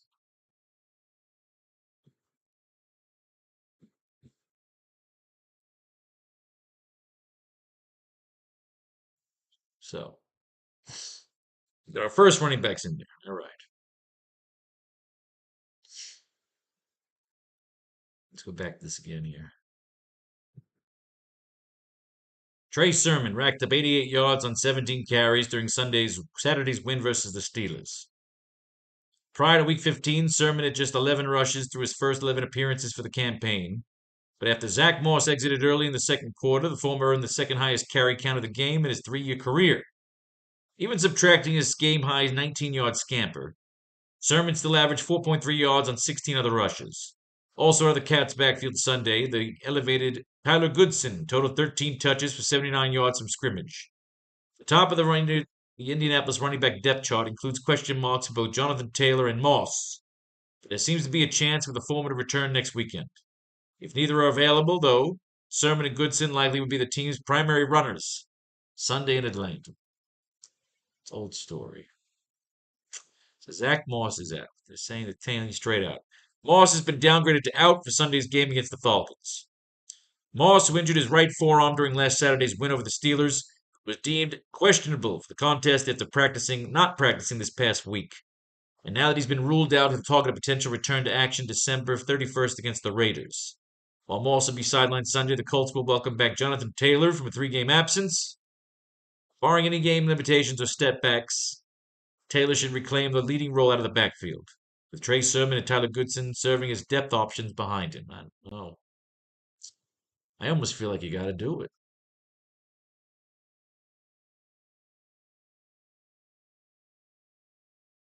And right now, Taylor's the guy. I mean, Bijan could be a major surprise. Nobody going after it. It's fucking goddamn cocksucking fucking Arthur Smith.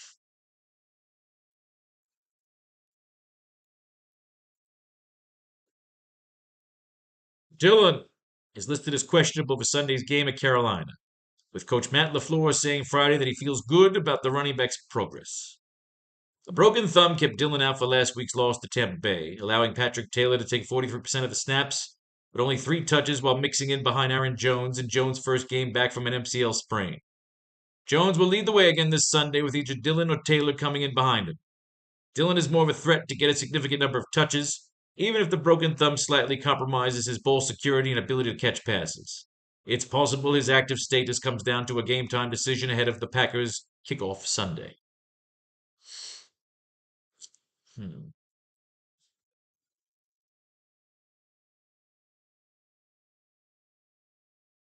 we got Chuba in there. I mean, is Hunt the fucking guy now? Hunt's not the fucking guy. Chubb is done. Pierre Strong. This guy get a touchdown? Or Kevin Harris. Somebody got a touchdown for. Guess he's not listed. Singletary's been good. I mean, can he fucking get it? Oh, 24 fucking points. Singletary rushed the ball 26 times for 121 yards in Sunday's win over the Titans. He added 4 receptions on 5 targets for 49 yards. Singletary dominated work out of the Texans' backfield as Damon Pierce saw only 1 touch. Singletary took advantage of the absence of Jeffrey Simmons along the typically stout Tennessee defensive line, ripping off 3 runs for double-digit yards. His biggest gain of the day came on a 41-yard reception in overtime, which set up the game-winning field goal. Singletary now has over 100 yards from scrimmage in 3 of his last 6 games, 2 of which came with Pierce sideline, and established himself as the clear lead back in the Houston backfield heading into Week 16's matchup against the Browns. Yeah, that's the fucking guy, dude. Singletary's the fucking guy. Gibbs is a fucking beast, too, man. Come on, Gibbs is a beast. Chandler's a fucking beast. So what are we doing? Come on. What are we doing? They got no fucking running back there. This running back sucks. Kenny Walker was a beast, but now he's fucked up. Kenny Walker was listed as questionable for Sunday's contest against the Titans, is trending towards playing. This is hardly a secret considering head coach Pete Carroll echoed a similar sentiment following Friday's practice, which also marked Walker's first participation in practice this week. More concerning for fantasy managers is a difficult matchup against Tennessee's rugged run defense, although that unit may take a step back due to the absence of Jeffrey Simmons, who was placed on injured reserve Saturday with a knee injury. Official confirmation regarding Walker's availability should arrive well before the kickoff. All right, I'm not fucking with it. You know what I'm doing? You know what I'm doing. Here's what we're doing. We're going Hubbard Singletary for these four right here.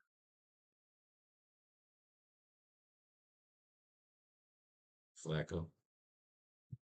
Then here, going Hubbard and Gibbs.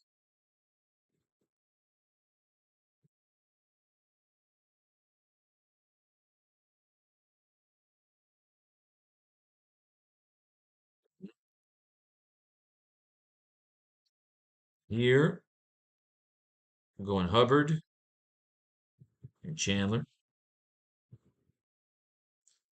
There's a fucking party going on out there. It's the boat. It's got to be the boat.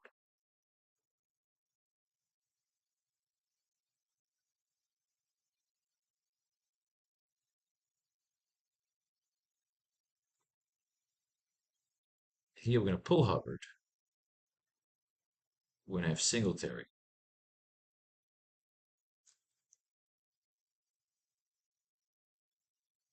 and Gibbs.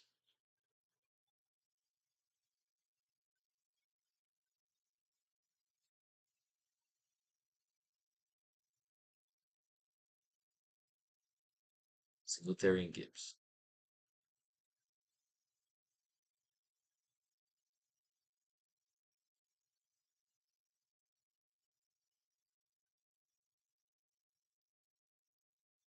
Flacco along with Singletary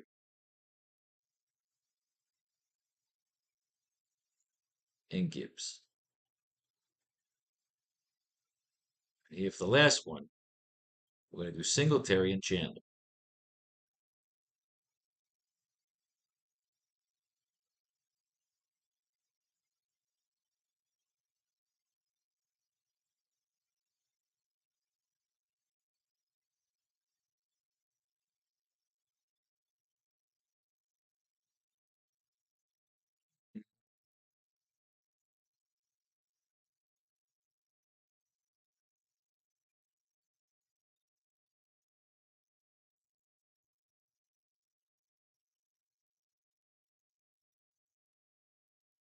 All right. Now we got our running backs. Now we need some of those receivers.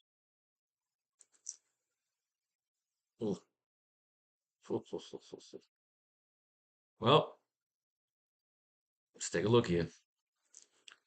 Michael Pittman Jr.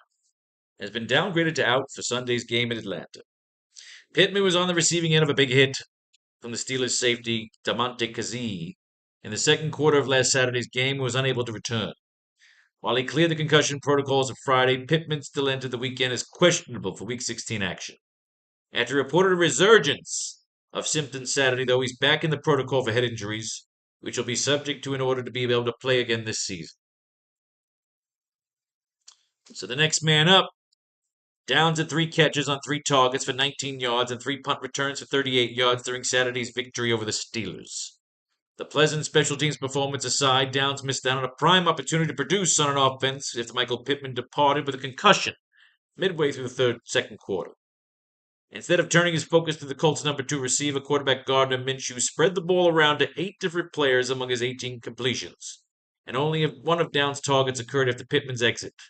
Considering Pittman will be the subject of the protocol to head injuries in order to gain clearance for his next game action, Downs technically has a chance for an increased role Sunday if the former isn't able to play.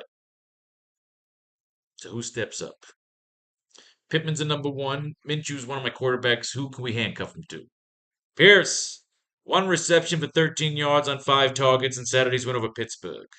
Pierce once again had high usage by playing on 65 of the offense's 67 snaps and went on 34 routes, but he wasn't a huge factor in the offense. Indy's limited deep passing game has resulted in just 2 games where Pierce has amassed more than 50 yards receiving. Fuck off. This guy. DJ Montgomery hauled in 2 of 4 targets for 48 yards and 1 touchdown during Saturday's win over the Steelers. The Colts expanded 3 elevations on Montgomery in their previous 3 games, so they signed him to the active roster. It kept him active for Week 15. He made the most of Saturday's opportunity after Michael Pittman exited the second quarter with a concussion, recording both of his catches, including a 14-yard touchdown on a scoring drive just before halftime. Both Josh Downs on 3 targets and Alec Pierce are immediately behind Pittman on the team's wide receiver depth chart, so Montgomery may not be able to maintain the momentum even if Pittman can't make his way through the protocol for head injuries ahead of a visit to the Falcons. The kid's in the game. McKenzie's out. Doolin's out. Who's this guy? Ethan Fernier, elevated to the active roster Saturday.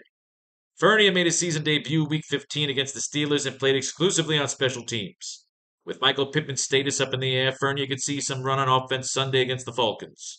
But he isn't expected to play a significant role. I like this Montgomery kid. I'm liking the Montgomery kid. The Colts placed McKenzie on their reserve suspended list for the remainder of the season for conduct detrimental to the team. Ooh, what happened there? McKenzie was a healthy scratch for Saturday's game versus the Steelers. He'll now miss the rest of the year. DJ Montgomery could see more reps out of the slot. Ooh, yes, we like DJ Montgomery. We like him. We love him. We want some more of him. All right, let's see what else we got. These guys are all fucking garbage. They got a new quarterback coming in. Drake London brought in 2 of 3 targets at 24 yards, and the Falcons lost to the Panthers on Sunday. London's day was disappointing under any context for fantasy managers rolling with him in their playoff games or crucial late season contests. But it was additionally alarming when considering the receiver's season best 10-172 line on 11 targets in Week 14. London now has his least 2 productive games since the catchless opener in his last 3 contests. He looked to bounce back against the Colts in a Week 16 home matchup on Christmas Eve. Fuck Atlanta receivers. Green Bay. I mean, come on. They just banged up. Ugh. Everyone's fucked up in this team. Jaden Reed didn't practice Friday. He's listed as questionable for Sunday's game at Carolina. Reed was outside with his teammates for Friday's practice, but ultimately didn't participate, marking his 3rd consecutive absence following a late exit from the loss to Tampa Bay in Week 15. With Christian Watson listed as doubtful and his replacement now questionable due to ankle injury, the Packers have just Romeo Doubs at full strength among their top 4 options at wide receiver. It's still possible both Reed and Wicks play. In this case, they'd form a top trio along with Doubs. If one or both are active, Malik Heath or Samari Toure will fill in. The lack of practice participation this week suggests Reed will be a game-time decision at best ahead of kickoff Sunday, where Wicks was able to practice on a limited basis this week and thus appears less dangerous. Fuck off. One fucking healthy guy. Romeo Doubs. He did nothing. Secured all 3 targets for 30 yards, and the Packers lost to the Buccaneers on Sunday. Doubs disappointingly failed to take advantage of a 2nd consecutive absence on the part of Christian Watson, posting another sub-35-yard tally. That's been the case of 5 of the last 7 contests, and Doub has also had a game without a touchdown reception in 4 straight games. The second-year wideout will look to bounce back on the road in Week 16 against the Panthers, with the possibility that emerging rookie wideout Jaden Reed sits out in addition to, you know what, no, fucking Panthers are good. On defense, at least. They ain't letting shit happen. No Packers receivers. So far, Montgomery's the only one I like. Adam Thielen. He ain't done shit in a while, has he? I need water. Thielen secured 4 of 7 targets for 43 yards, and the Panthers win over the Falcons on Sunday. Thielen set the pace for the Panthers in receiving yards and targets while sharing the team lead in receptions with Jonathan Mingo. The veteran wideout has naturally seen his production capped in some weeks due to Bryce Young's struggles. However, he now has a 9-1-77 line and 14 targets over the last 2 games, heading into a Week 16 home battle against a Packers team that allowed 381 passing yards and 4 touchdowns to the Buccaneers on Sunday. I don't know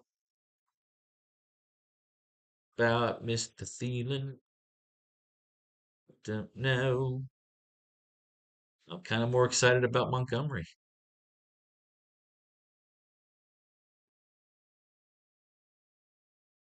Cooper.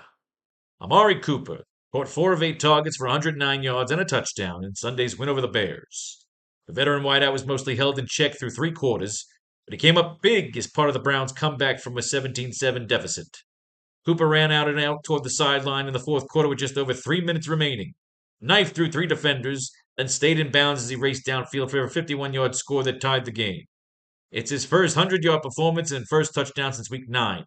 But Cooper is quickly earning the trust of new starting fucking quarterback Joe Flacco over the last 2 games. He's posted an 11-186 one line on 22 targets, giving him significant numbers and momentum heading into Week 16 clash. The Texans. Ooh, we like Cooper. What about these gentlemen? Elijah Moore. Cedric the Peanut Tillman.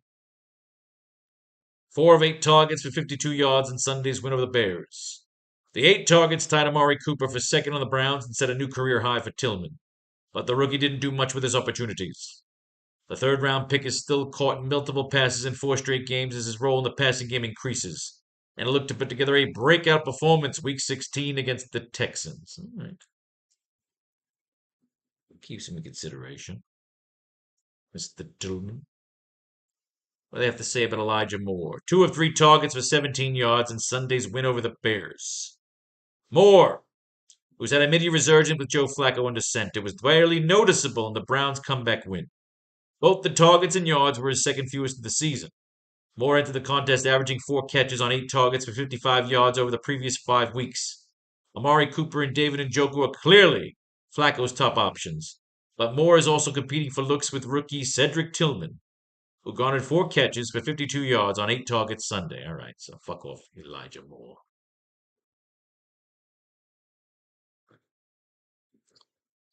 What do we have here? Fucking comedian. Nico, listed as questionable for Sunday's game against the Browns, is trending towards play.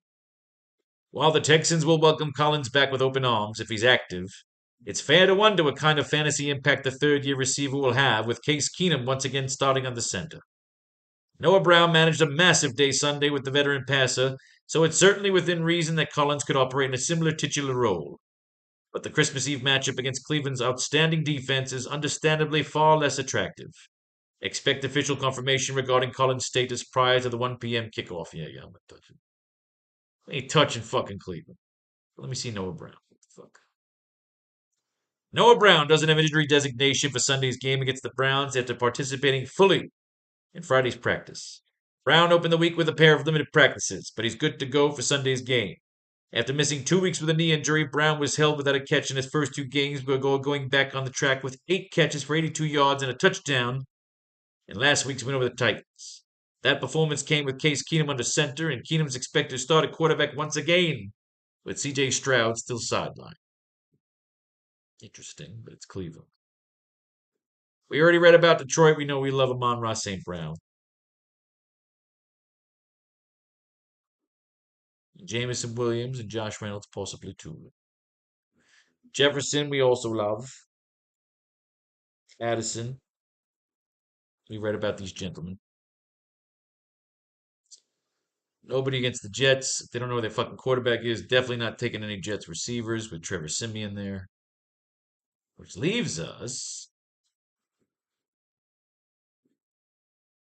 against the Titans, huh? DK Metcalf holding 5 of 6 targets for 78 yards in Monday's win over the Eagles. Metcalf saw his usage return to normalcy after finishing with just 2 catches, albeit for 52 yards and a touchdown, in the Seahawks' last contest. Star wideout finished as the team's leading receiver while making a crucial 34-yard catch in the closing moments of Monday's comeback victory. Metcalf will now shift his focus to Sunday's road matchup against Tennessee, who ranks in the middle of the pack in terms of pass defense this season. The middle, huh? Lockett, I don't trust the Seahawks. They got lucky. Although this guy broke out. Jackson Smith-Njigba caught 4 of his targets for 48 yards and a touchdown in Monday's win over Philly. Smith-Njigba played the role of hero for Seattle when he caught the game-winning touchdown with just seconds left in Monday's narrow victory. The rookie wideout had just 3 catches on 3 targets for 19 yards prior to scoring in the closing moments, so his role remains small despite producing a solid fantasy line in the win. Smith and Jigba could continue offering deep league value when the Seahawks take on the Titans in Week 16. That's true. Smith and Jigba, let's keep him in consideration. What the hell? What is Tiger Lockett giving away? Lockett had 3 receptions on 9 targets at 21 yards in Monday's win over Philly. Lockett wound up leading the Seahawks in targets despite finishing 4th on the team in yardage Monday. The inefficient outing compounds a 5-game stretch with the veteran wideout failed to score a touchdown or crack the 100-yard receiving. Lockett will look to cure either of those lulls when Seattle visits Tennessee on Sunday. And finally, Tennessee.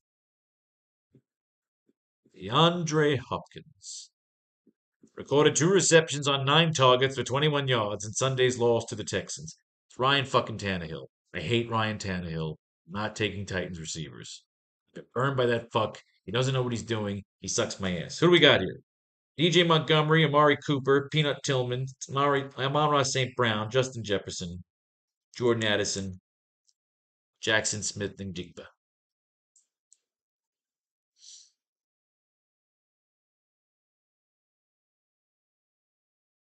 What if we try to get all 3? Let's just say, remember, not about salary right now. You know what we'll have to cut? If we have to cut anybody. Brown, Jefferson, Cooper. Brown, Jefferson, Cooper. Because remember, we could run Montgomery in the flex. Brown, Jefferson, Cooper. Because of going cheap at quarterback.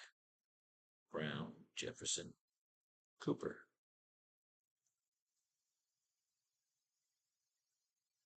Brown, Jefferson, Cooper. We may have to sacrifice Laporta at tight end. Maybe. Brown, Jefferson, Cooper.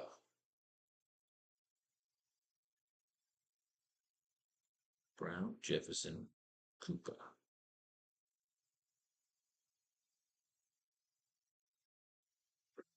Jefferson, Cooper. Da-da. Brown, Jefferson, Amari Cooper. God damn this fucking screen. Brown, Jefferson, Cooper. Brown, Jefferson, Cooper. Brown, Jefferson, Cooper. Brown, Jefferson, Cooper. Brown, Jefferson, Cooper.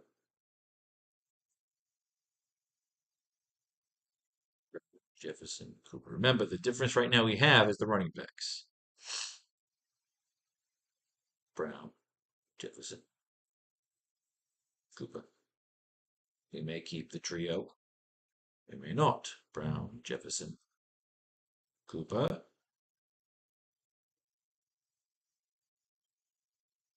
Brown,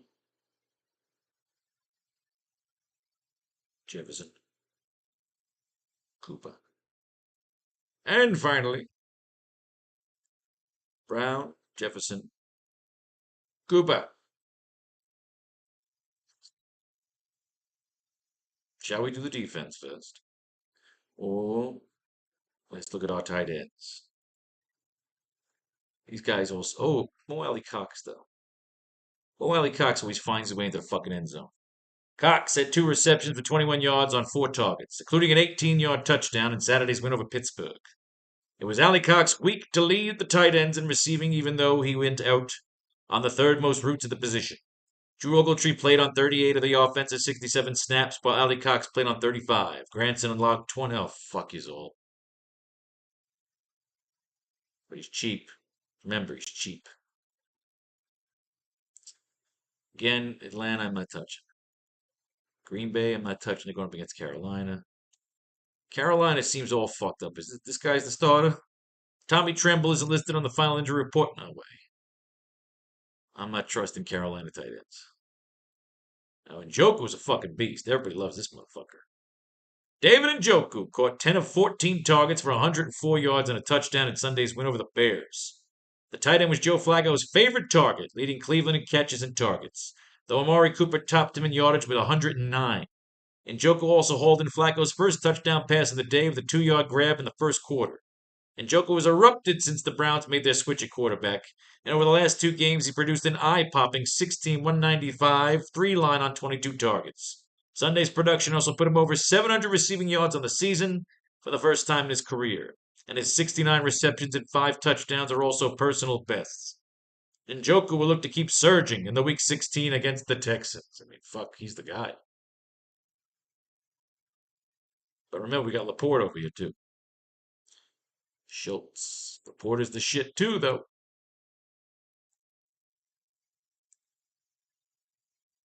We've also heard about Hawk. Logan Thomas, again, we can't trust it. Can't trust it. They have no idea what they're doing to tight end, and they have no idea what they're doing to tight end. This is essentially fucking Njoku just across the fucking board. Now you see what we can do. Njoku. Which means one of those expensive receivers will have to go. Which, again, though, that's why we got Montgomery.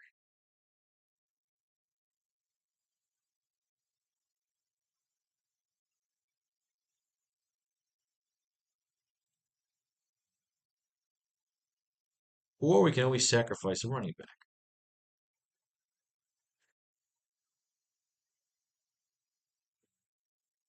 Mm-hmm.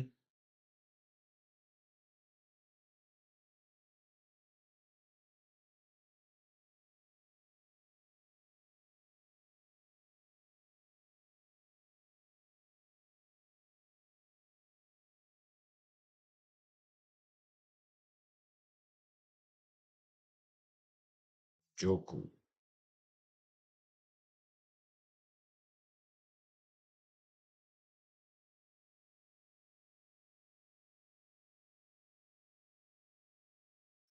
All right, look at that shit. Then we'll go with the cheap defense. Well, actually, what we'll do in the flex is Montgomery.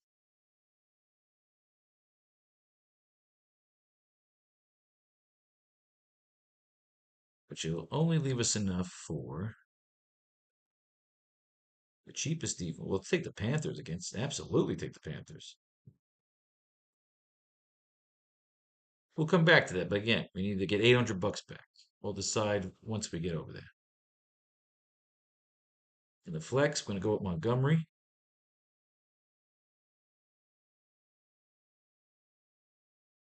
If we can fit the Panthers, well, we got the Titans here as well. Ooh. Panthers, Titans, Vikings. Ooh. Ooh, what to do, what to do. Now, Seattle's playing for a playoff spot. See? One lineup already in the books. That fucker fits. All right. So again, in the flex, I'm going to go with Montgomery.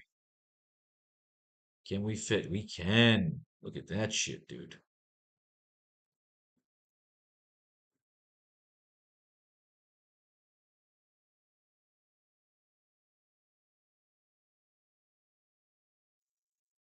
In the flex, Montgomery. Unfortunately, we're going to have to get 400 bucks back over here. We'll come back to it.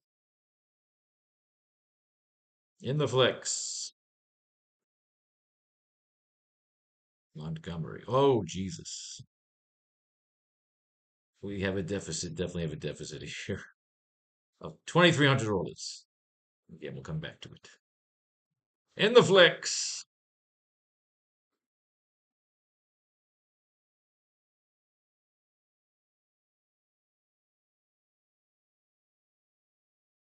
now again, we could always shave and go for a cheap tight end.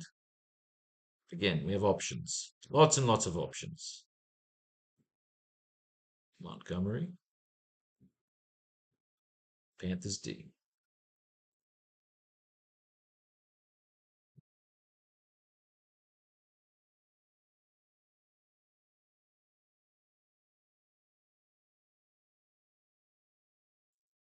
Ah, these bloody deficits.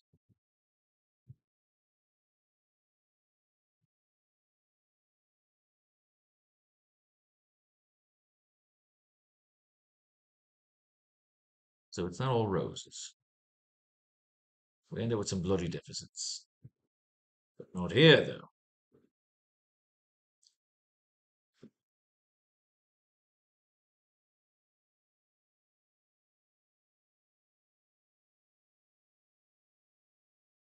We should be covered here as well.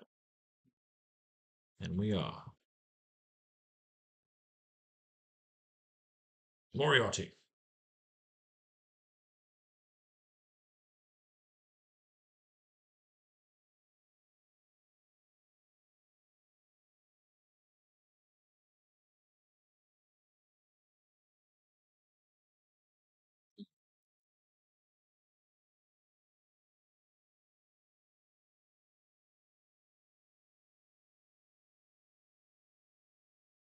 Mhm.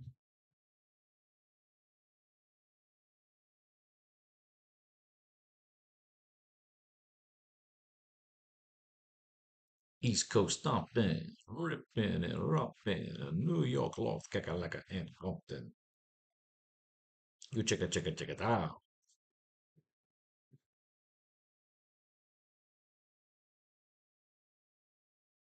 Mhm.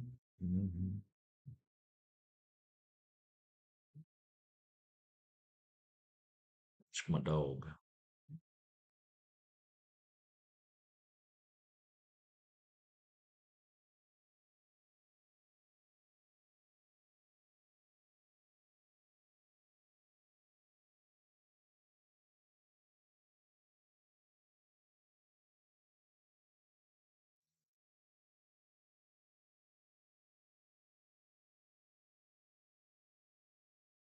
Yeah, yeah, yeah, yeah. We go, we cake by the ocean.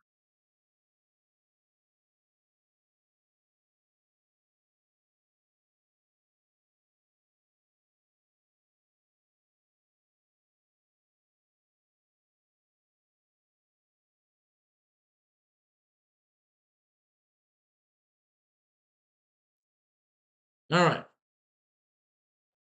We have a few deficits here to work on here. 1, 2, 3, 4, 5, 6, 7, 8, 9, 10, 11, 12, 13, 14. So we're able to load 6 lineups.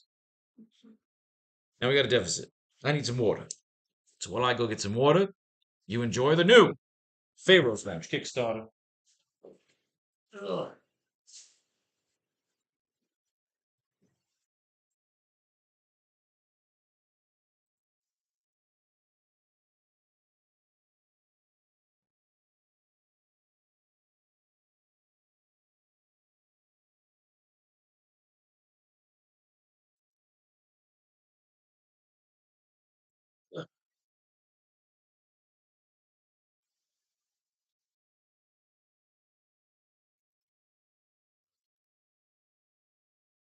Oh,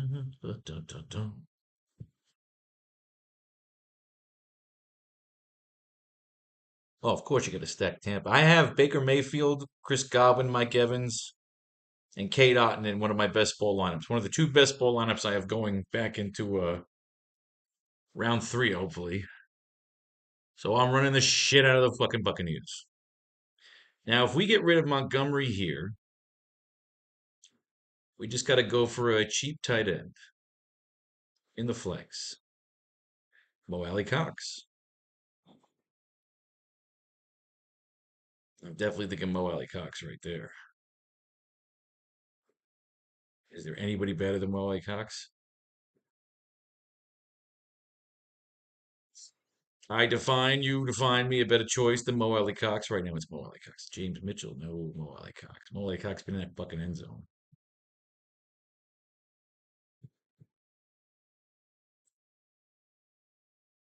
I mean, isn't it just like the obvious choice, right? Did Kevin Rader do anything with his opportunities? He did not. He can suck a dick. They can all suck a dick. Mo Alley Cox gets in that fucking end zone, connect his ass to Gardner Minshew. Got yourself a fucking lineup, pal.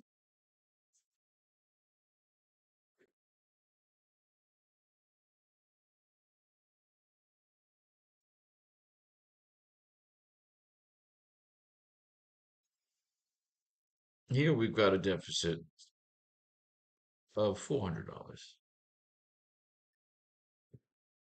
We cut Montgomery.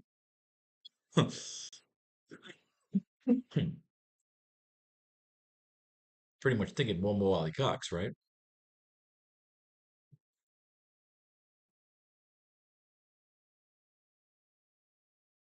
Like John Smith, Brevin Jordan. We don't need these fucking guys. No, Wally fucking Cox. Essentially, you're just replacing a cult with a cult. So that works.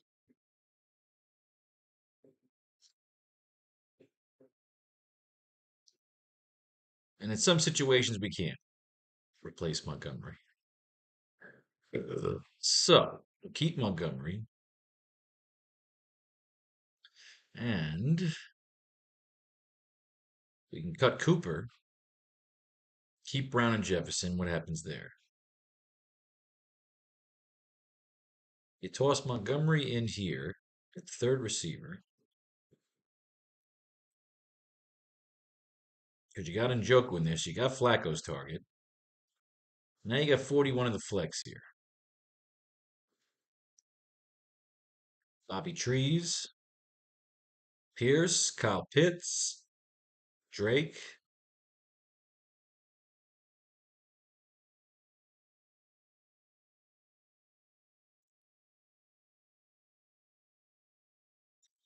Oh, that's looking real sexy. So what if we cut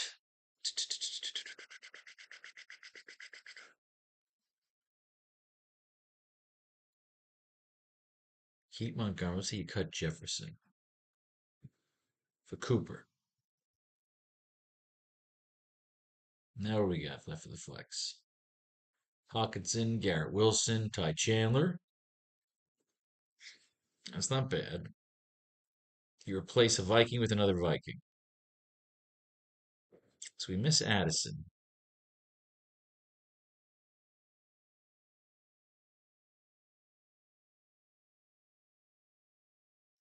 What if you go Addison instead of Jefferson, right? Fuck around here. You take out Cooper for Addison. Since you pulled Jefferson, you replace Jefferson with Addison, leaving a 62 in the flex.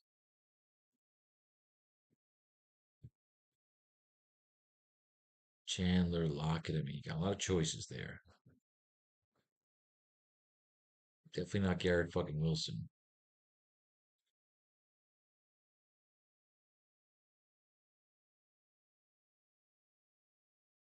So you go Chandler here, right? Which is Cooper? What do we miss on Cooper? If we go for Laporta, huh?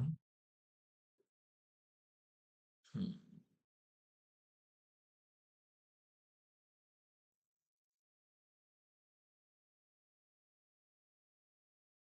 Check this out. Let's go a little weird with it. We put Laporta in the flex, right? Take out Brown. Now what do we got? Cooper. You go for better defense.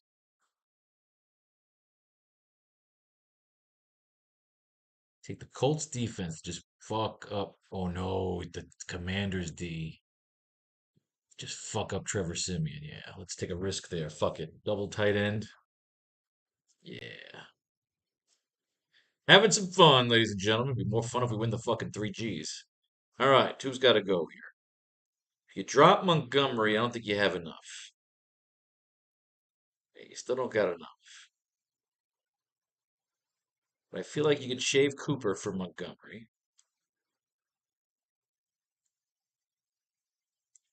And you got 52 in that flex. Noah Brown, Antonio Gibson. Lots of choices here. You take Noah Brown, have a nice little smash game. Nobody should touch. Nobody should be on him. That's the way to go. Noah Brown in the flex, baby, in the flesh.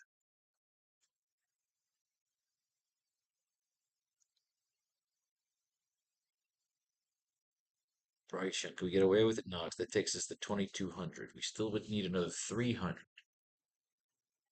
So again, we drop Cooper and move Montgomery over there.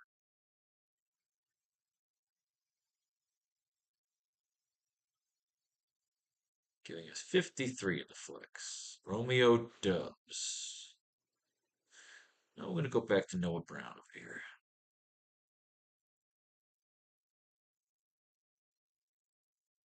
Will Noah Brown be the man again?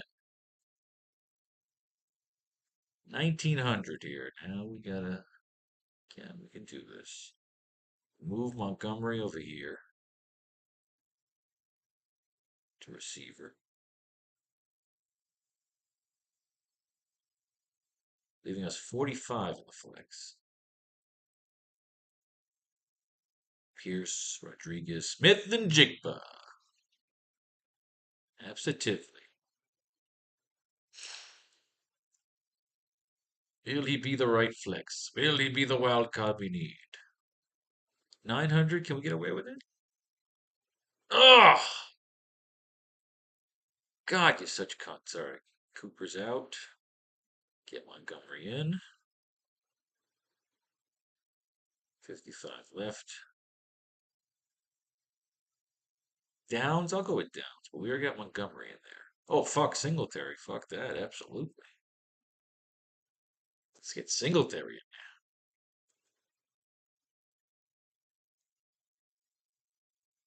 500, now we can get away with it. Boom. Give me some Mo Alley Cox.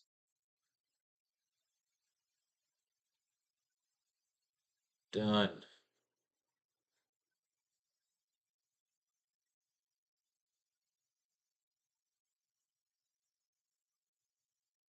Now I get rid of 21.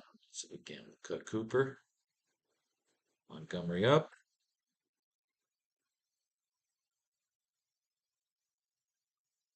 Giving us 43 in the flex. Cordell Pattis. Elijah Moon. Tavian Wicks. Excellent.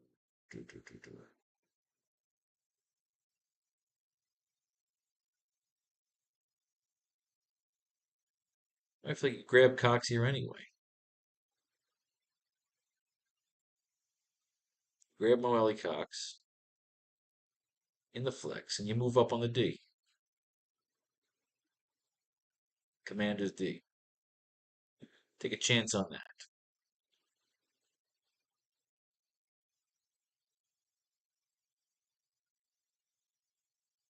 Heineke. See, this would only take us down to 2,300. So again, reach out here. Montgomery in. 54 in the flex.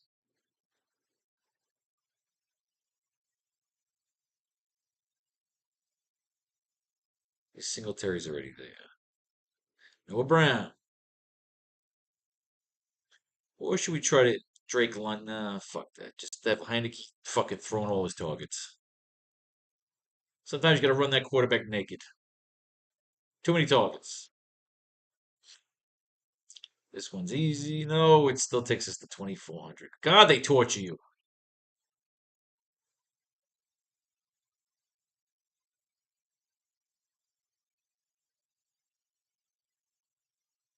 But no, I already have Singletary there. Downs. Noah Brown.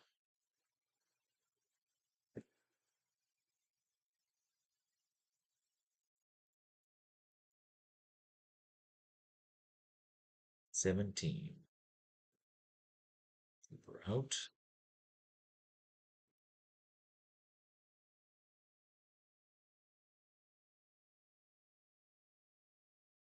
$47 in the flex.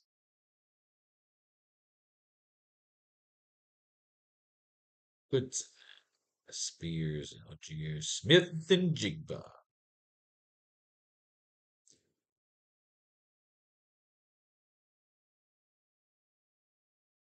All right, 7 off. Can we get it? We can.